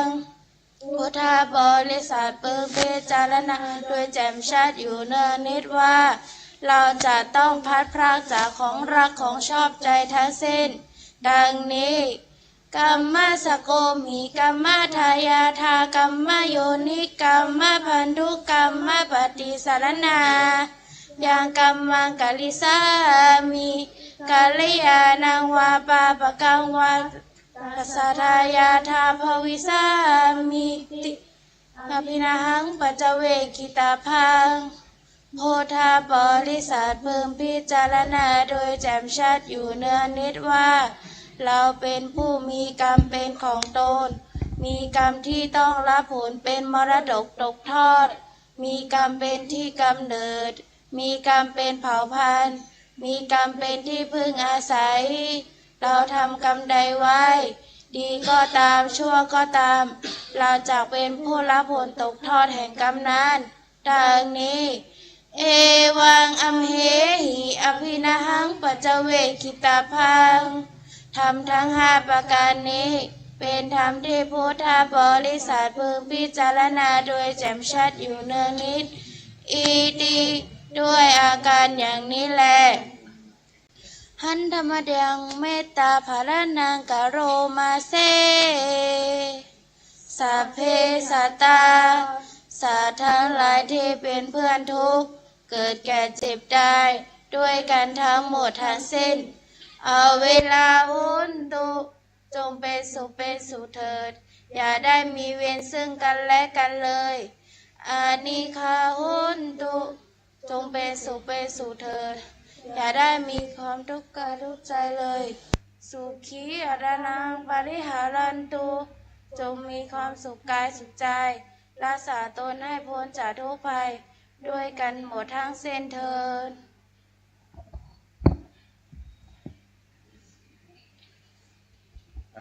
นมัสการพระคุณเจ้าทุกรูปนะครับ เด็กทีมนี้ก็เป็นเด็กที่ไปแข่งขันชนะประหัตถกรรมได้รองชนะเลิศอันดับ1แพ้เขาไป2-3 คะแนนนะครับเดี๋ยวหนูลงมาทางนี้แล้วมาทางเนี้ยหันมากราบหลวงพ่อมาทุกคนถือลงมา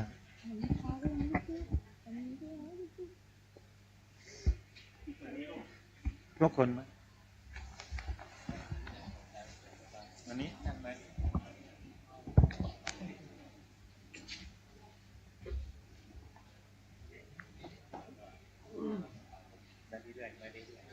2 แถว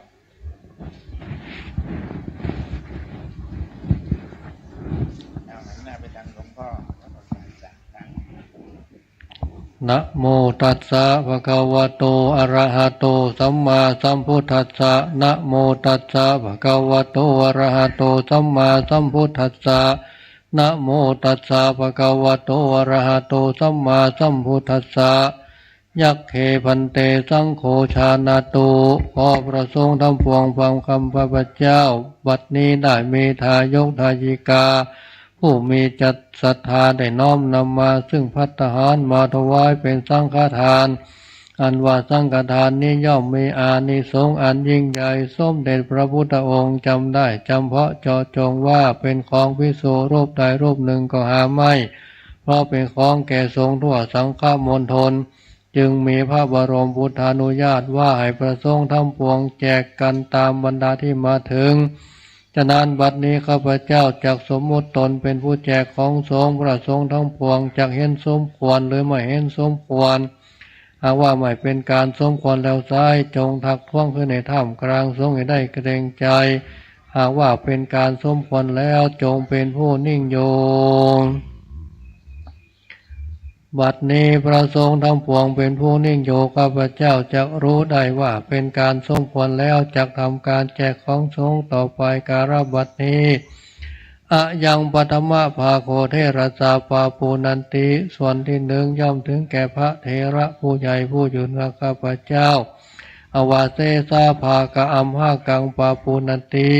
ส่วนที่เหลือจากพระเถระแล้วย่อมถึงแก่ข้าพเจ้าทุกรูปทั้งหลายตามบรรดาที่มาถึงส่วนที่เหลือจากพระภิกษุแล้วย่อมถึงแก่สามเณรทุกรูปส่วนที่เหลือจากสามเณรแล้วย่อมถึงแก่ศรัทธาอุบาสกอุบาสิกาทุกคนทุกท่านผู้ได้ช่วยเหลือการงานพระศาสนาหากแม้นยังมีเศษส่วนที่ยังเหลือกว่านั้นย่อมถึงแก่สรรพสัตว์ทั้งหลายใหญ่น้อยทุกตัวตน ให้ได้ฉันให้ได้กินให้ได้บริโภคตามความสบายแห่งตนให้ปราศจากโทษปราศจากเวรปราศจากภัยคำแห่งข้าพเจ้าหากกล่าวถูกต้องตามพระธรรมวินัยแล้วขอพระสงฆ์ทั้งปวงจงให้สัทธสัญญาณสาธุการพร้อมกันเทินสาธุตอนนี้ไป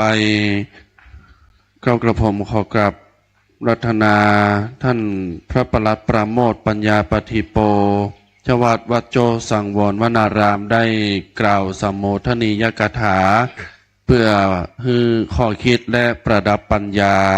แก่ท่านพุทธศาสนิกเมธีท่านผู้เป็นคนดีที่มานั่งในเจ้าวันนี้ขอกราบรัตนาครับ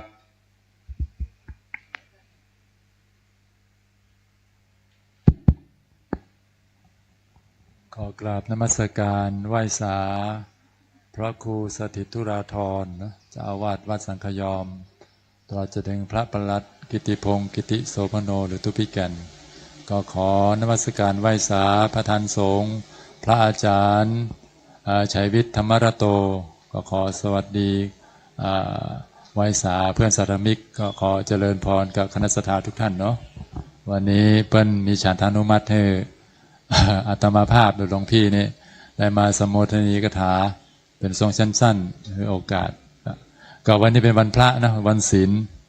เป็นวันที่หมู่เฮาทั้งหลายชาวพุทธนี่ได้มาบำเพ็ญบุญได้ทำทานรักษาศีลแล้วก็เจริญภาวนาก็ท่านเจ้าอาวาสพระครูสถิตธุราธรเพิ่นก็ได้จัดกิจกรรมเกี่ยวกับยถาสันติทกรรมเกี่ยวกับข้อวัดปฏิบัติเพื่อให้สืบทอดอริยประเพณีตั้งแต่โบราณมาแล้วจัดกิจกรรมที่ดีงามนี้เพื่อที่จะเพื่อเราได้สั่งสมบุญกุศลกันสร้างอาคารปฏิบัติธรรมหรือศาลาปฏิบัติธรรมเพื่อเราได้บุญกุศลกันซึ่งก็มีระยะเวลาจำกัดเนาะในการปฏิบัติธรรมแล้วก็ในบำเพ็ญบุญนี้ช่วงเวลา 4-5 วันบัดใดเพราะฉะนั้นนี่โอกาสนาทีทองที่เราได้มีโอกาสได้ทำบุญกุศลเนี่ยควรจะรีบตักตวงบุญกุศลไว้นะเพราะว่าศาลานี้ต่อไปจะสร้างเยาวชนคนดีและคนเก่งหรือว่าสร้างคนมากมายที่เป็นคนดีขึ้นมาโดยเฉพาะในวัดสังฆยอมนี้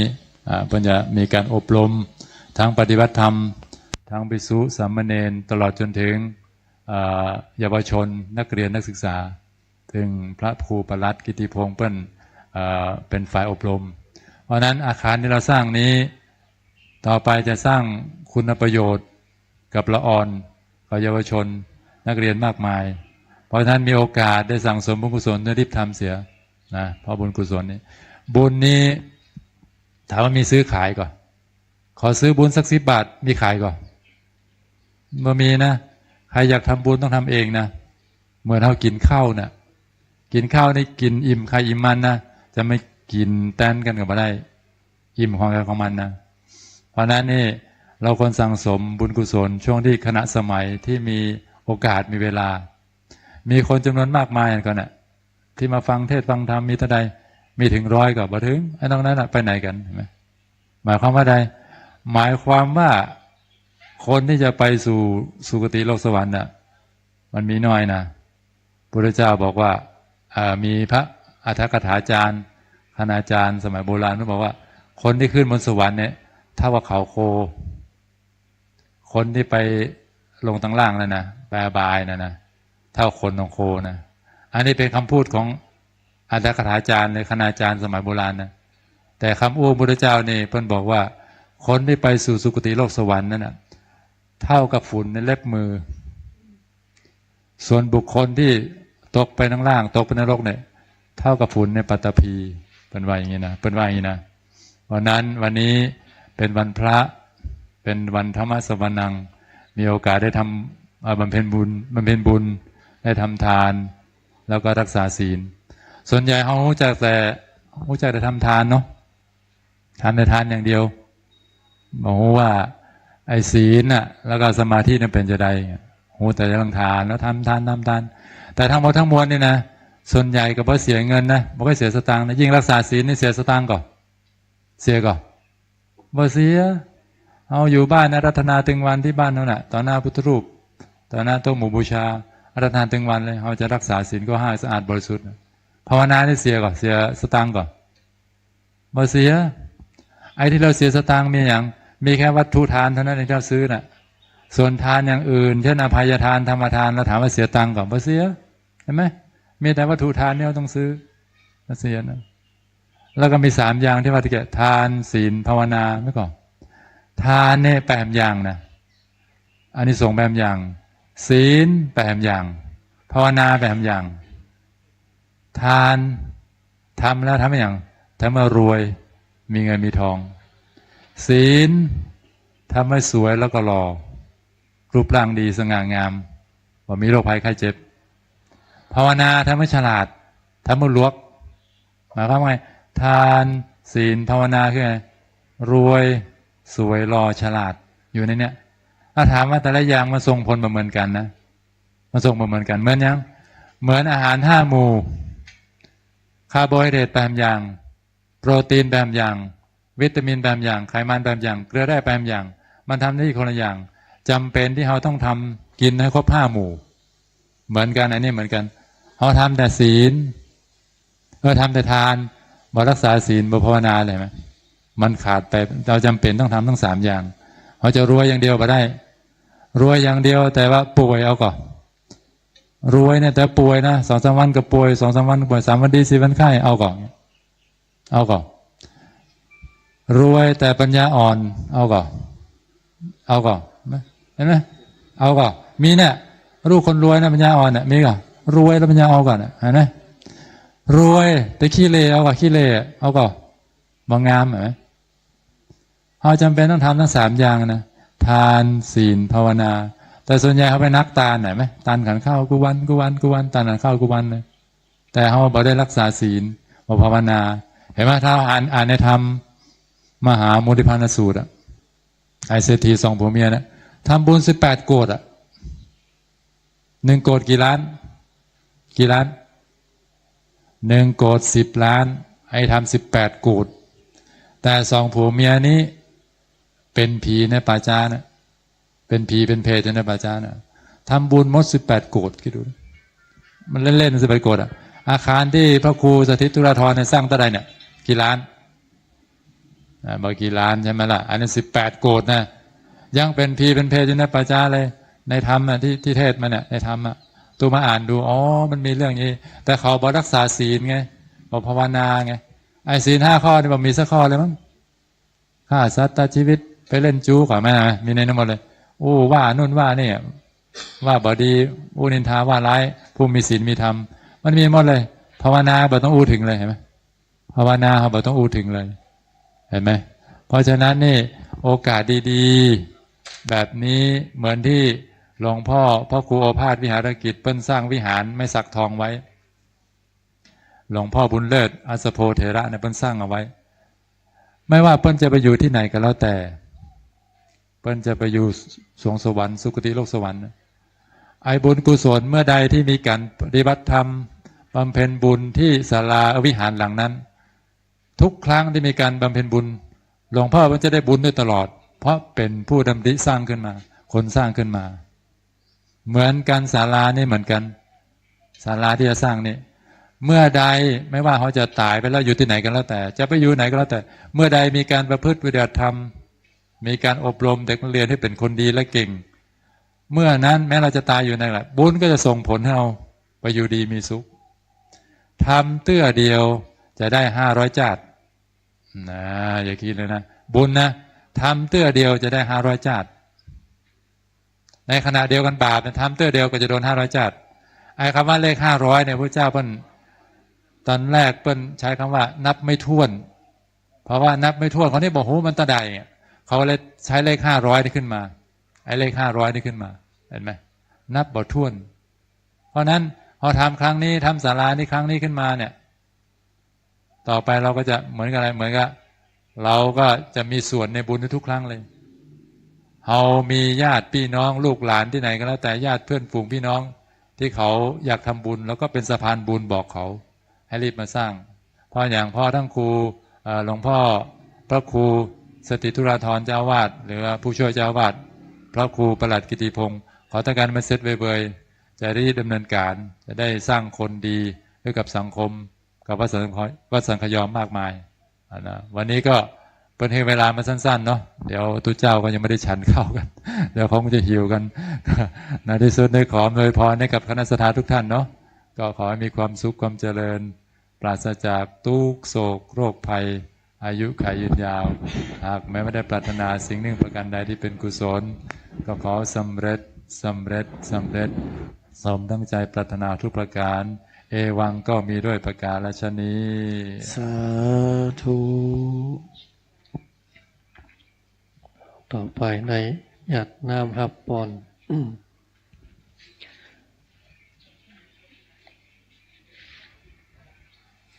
ยะถาวาริวหาปุราปาลิปุเรนติสาการังเอวะเมวะอิโตตินังเปตานังอุปกาปติอิจิตังปฏิตังตุมหังคิปะเมวะสมิจจตุสเปปุเรนตุสังกปาจันโทปนาลโสยะถามะนีโจติระโสยะถาสัพพิยติโยวิวัชชันตุสัพพะโรโควินาศตุมาเตภวัตวันตรายโยสุขีติขายุโกภวะอภิวาทนาสิริสนิจจังวุฒาปัจจายโนจัตตารโอธรรมาวัฏันติอายุวันโนสุขังภาลังอายุโทภลโทติโรวันนันโทปฏิภาณันโทสุขัสสะทาตาเมธาเวสุขังโสอธิคาชติอายุนาตวาภลังวันนอยสุขันจะปฏิภาณันโทติขายุยัสสวาโหติยาตยาทุปปาชติตินัตตนัตยานุภาเวนรัตนาตยเตชะสาธุคโรคพยาเวราโสกาสันตุจุปัฏฐวาอเนกาอันตรายาภิวินาสันตุอาเสสโตชยเสติธานังลาภังโสทิภาคยังสุขังพลังสิริอายุจวันโนจะโพคังวุฒิจยสวาสตวาสาจะอายุจะชีวสิทธิภวันตุเตภวตุสัพพมังคลังราคันตุสัพพเทวตาสัพพพุทธานุภาเวนัสสทธาโสติภวันตุเตภวตุสัพพมังคลังราคันตุสัพพเทวตาสัพพธรรมานุภาเวนัสสทธาโสติภวันตุเตภวตุสัพพมังคลังราคันตุสัพพเทวตาสัพพสังฆานุภาเวนัสสทธาโสติภวันตุเตสาธุสาธุสาธุตอนนี้ไปทุกท่านได้เจริญจิตตภาวนาหลับงับหาปากมือวางบนตักแล้วกำหนดจิตภาวนารู้ลมหายใจเข้าออกหายใจเข้าตั้งภาวนาว่าพุทโธหายใจออกภาวนาพุทโธดังนี้ก็ได้ผู้ใดได้ศึกษาห้ำเฮียนมากำหนดรู้พองยุบหายใจเข้าท้องพองกับพองเนาะหายใจออกท้องยุบกับยุบเนาะไปตามอาการแห่งความเป็นจริงนั้นพอสมควรกาลบัดนี้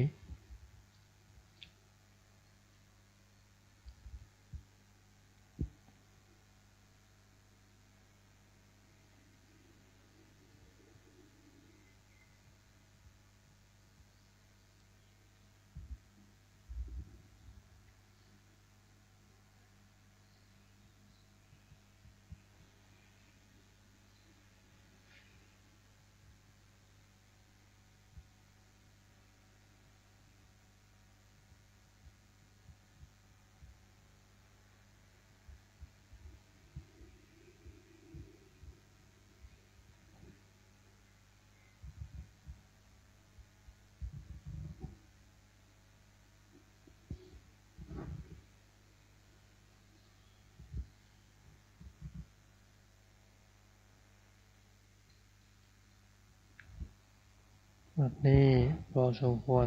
แก่เวลาพอเป็นอุปนิสัยเมื่อทานศีลภาวนาดีแล้วแผ่เมตตาหยาดน้ำต่อไป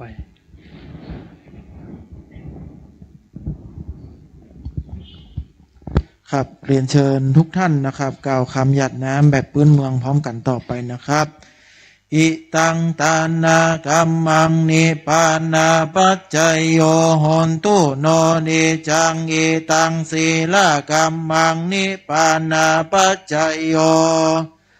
นิจังอิตังปาวานากัมมังนิปานาปัจจยโยโหนตุโนนิจังยังกินจิกุสาลังกัมมังสัพเพหิกาเตหิกาตังปุญญังโนอนุโมดันโตสุนันตุปนโตเยเตวาเนอาทิกาตาดิกายุกาสัตตาโหนตุสัพพสัตตานังสุขีอัตตานังปาริหารันโตสุขิตาโหนตุตุขาปะมุนจันตุสัพเพยาตากาสุขิตาโหนตุตุขาสัพเพอายาตากาสุขิตาโหนตุตุขาปะมุนจันตุสัพเพปิสาสัพเพยาคาตุตุขาปะมุนจันตุสัพเพนักขตาสุขิตาโหนตุตุขาปะมุนจันตุสัพเพเทวาตุขาปะมุนจันตุสัพเพอาจาริโยปัจจยาตุตุขาปะมุนจันตุสัพพสัมปตินังสามิชันตุโวครับเรียนเชิญทุกท่านนะครับหันหน้ามาตั้งรูปเหมือนหลวงพ่อท่านพระครูโอภาสวิหารกิจเพื่อกล่าวคำวันทาน้อยพร้อมกันนะครับวันตามิพันเตสัพพังอาปาราทังคามาทะเมพันเตมะยังสามินาอนุโมทิตาปังสามินากะตังปุญญังไมหังทาตะปังสาธุทุอนุโมทามิ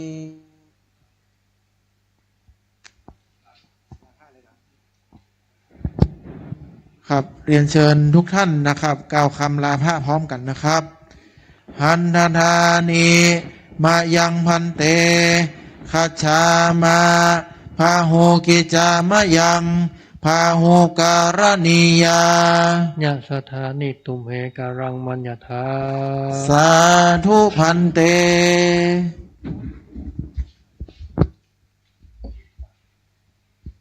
เนอศรัทธาญาติโยมทั้งหลายเดี๋ยวก่อนเนอ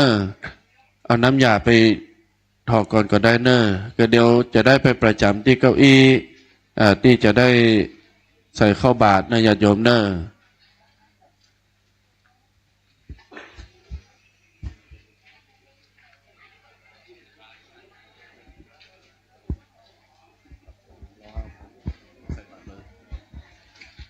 ก็เดี๋ยวนั่งรอตีเก้าอี้ใส่บาตรเนอะ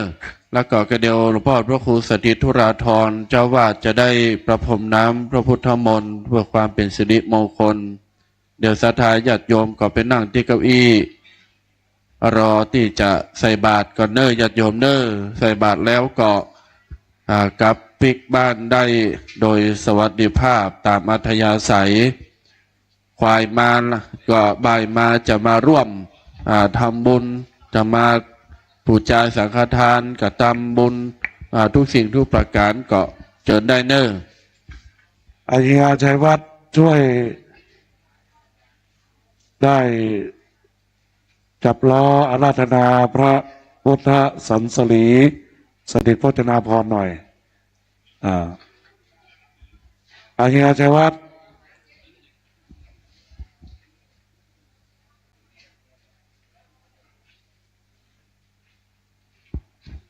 นี่เหมาะ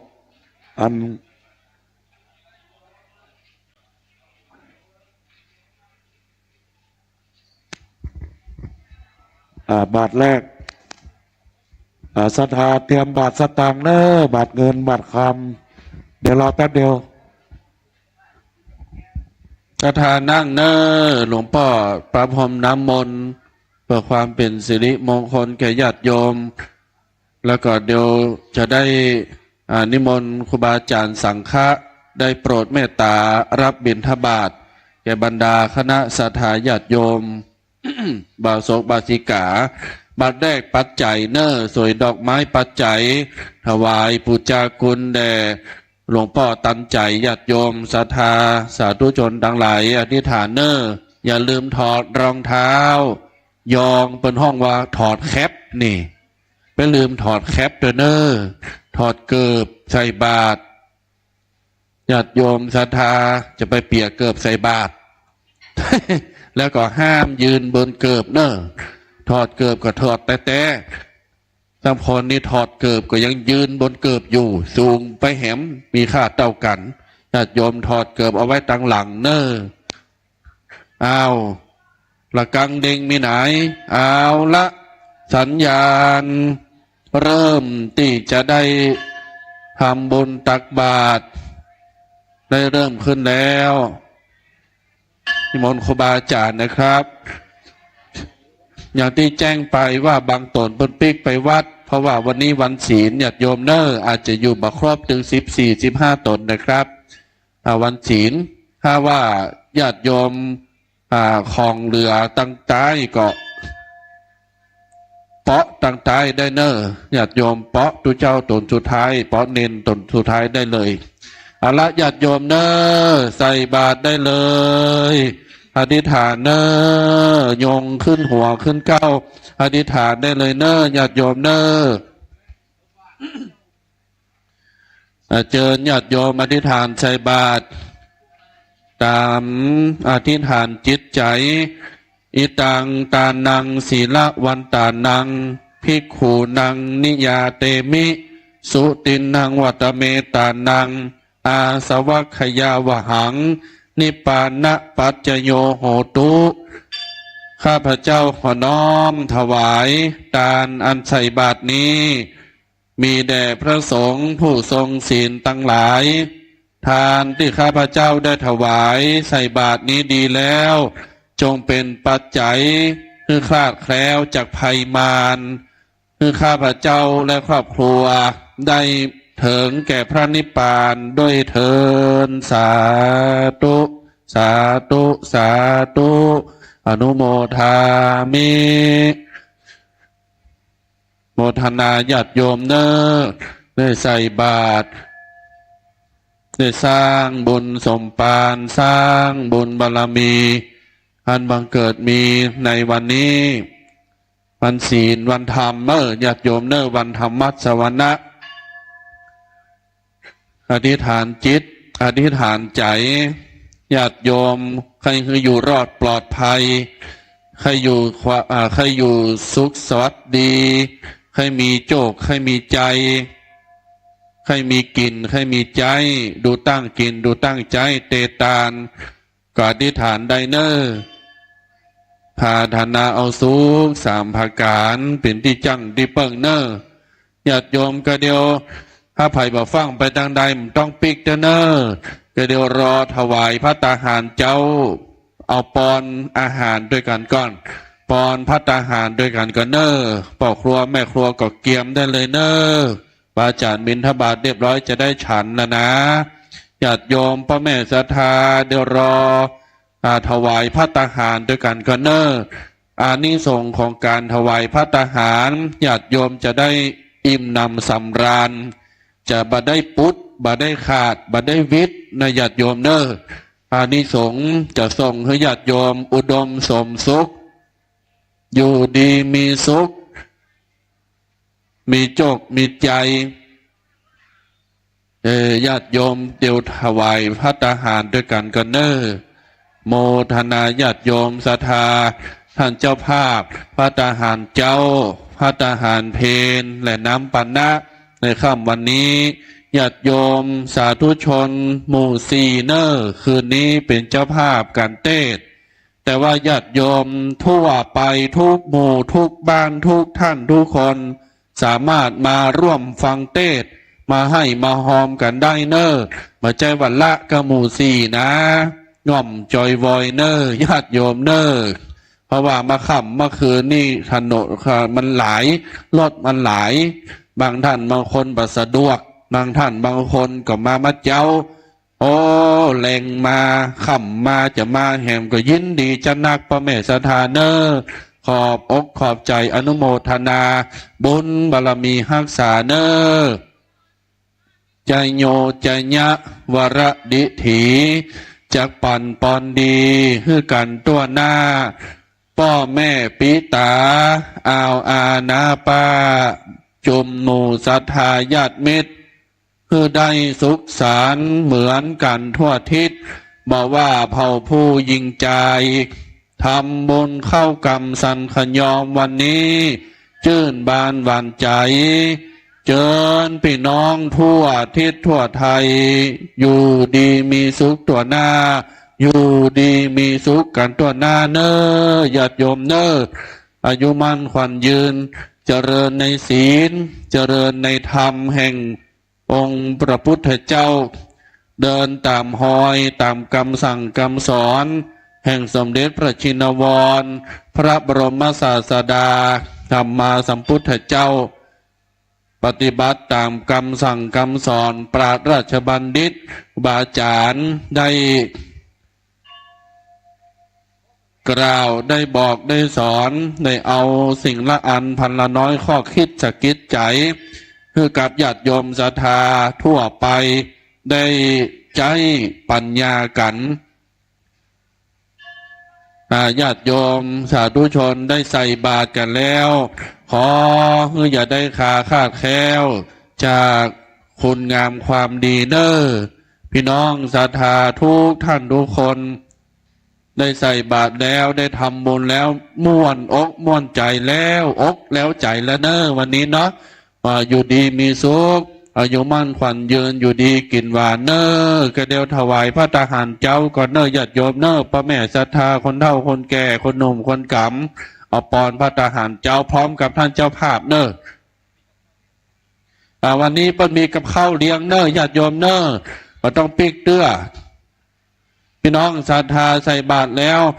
เดียวถวายจังหันเช้าพระเจ้าพระสงฆ์แล้วกินข้าวน้ำจ้ำข้าวไงโดยการนี่ก่อนเนอเป็นน้ำแล้วไปเลยเนาะเป็นน้ำแล้วไปเลยเนอแต่ฟังเตฟังกินเตเนอเกณฑ์ถวายพระสงฆ์องค์เจ้าก่อนเนอเกณฑ์ถวายพระสงฆ์ตนบุญองค์เจ้าก่อนแล้วฮับปอนเรียบร้อยเฮาท่านดังหลายจะได้ร่วมกันกินเนอร่วมกันรับประทานงานแจ้งกับญาติโยมเนอตอนกลางวันวันนี้ก็จะมีเจ้าภาพเลี้ยงเพลเนอถวายภัตตาหารเพลแด่พระสงฆ์ผู้ปฏิบัติธรรมบำเพ็ญภาวนาญาติโยมศรัทธาสาธุชนทุกคนดูท่านก็มาร่วมถวายเพลด้วยกันได้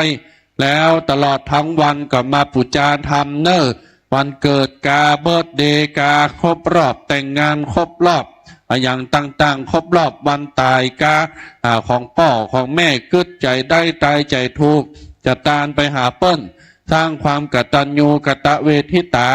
ก็มาปุจจาธรรมได้เนอญาติโยมเนอเอามีธรรมให้ปุจจามีสังฆทานให้ปุจจาเนอตามจิตศรัทธาของแต่ละท่านแต่ละคนอนุโมทนาบุญบารมีเนอนำขบวนพระเจ้าพระสงฆ์มีหลวงพ่อตันใจ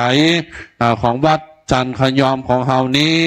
ได้ปกปักรักษาเพิ่มบุญญาปรมีญาติโยมนิมนต์ครูบาอาจารย์นะครับนิมนต์ครูบาอาจารย์เลี้ยวซ้ายเข้าศาลาการเปลี่ยนฉันจังหันเช้าฉันภัตตาหารเช้าทุกรูปนะครับพระภิกษุสงฆ์องค์สามเณรทุกรูปที่อยู่บริเวณวัดสันขยอมที่ได้พร้อมกันปฏิบัติธรรมที่ได้นำญาติโยมมากินมาตานขอนิมนต์ได้เลี้ยวซ้ายบิณฑบาตแล้วเข้าไปในศาลาการเปลี่ยนฉันภัตตาหารเจ้านะครับเชิญญาติโยมเข้าไปรอถวายเนอเข้าไปรอเกณฑ์โดยการก่อนแล้วเชิญพระแม่ศรัทธากินข้าวน้ำจ้ำข้าวไงโดยกันล้ำๆดีๆกันก่อนเนอญาติโยมเนอ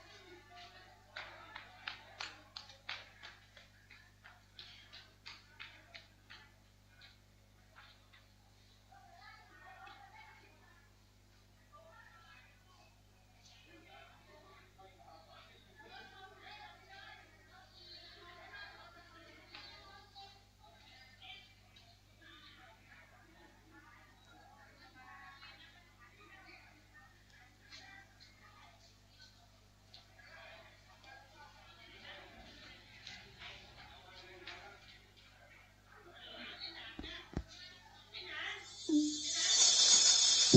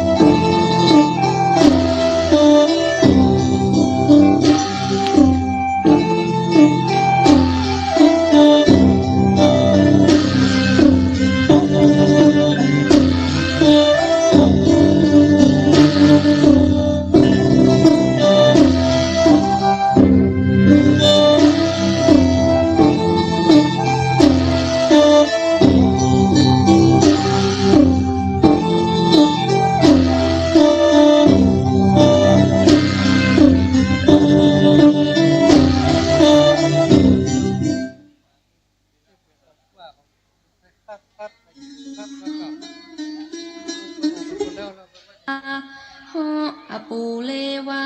หกเป็ด ญาติโยมทั้งหลายให้เป็นเจ้าภาพอาหารรับปอนเนอร์อาหารที่ได้ใส่บาตรไปแล้ว แยกคัดมาเอาถวายตัวเจ้าพระเนรก่อนเนาะที่เหลือนั่นศรัทธาเฮาก้อยได้เอาไปกินไปว่ากันตามที่อุปโลกไปแล้วเพราะนั่นก็ได้บิณฑบาตไปแล้วก็เอามาแบ่งจัดคัดเอามาถวายตัวเจ้าให้ก่อนอาจเทิดทำไปตามที่อุปโลกไว้แล้ว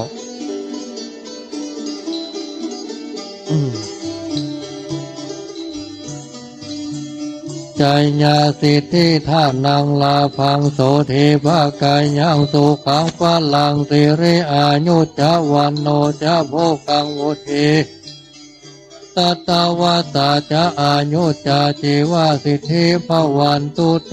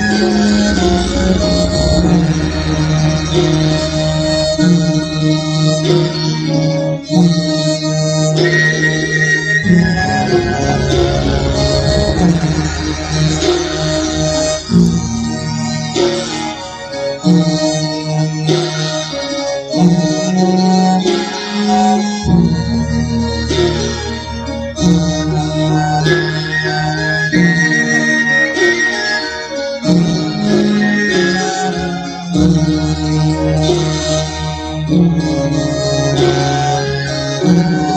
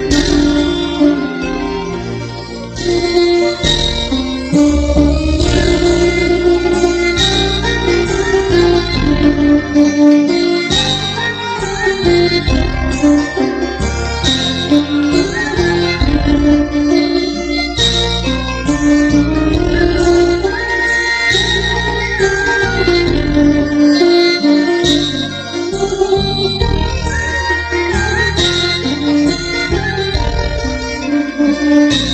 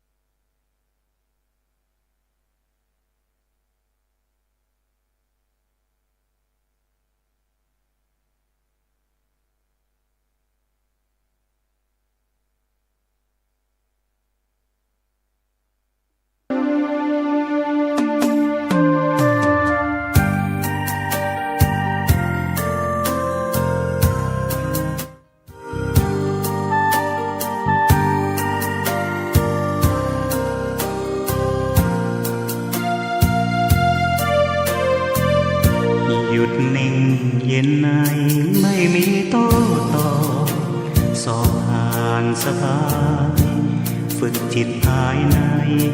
ได้มรรคคงธรรมสร้างสมบารมีมิให้ตกต่ำสภาวะธรรมสองนำชีวิตหยุดโลภโกรธหลงปลงอนิจจังวางลงทุกสิ่งเมื่อจิตเรานิ่งเห็นธรรมทันทีแจ่มแจ้งรู้จริงพร้อมวิหารสี่จุดหมายเรามี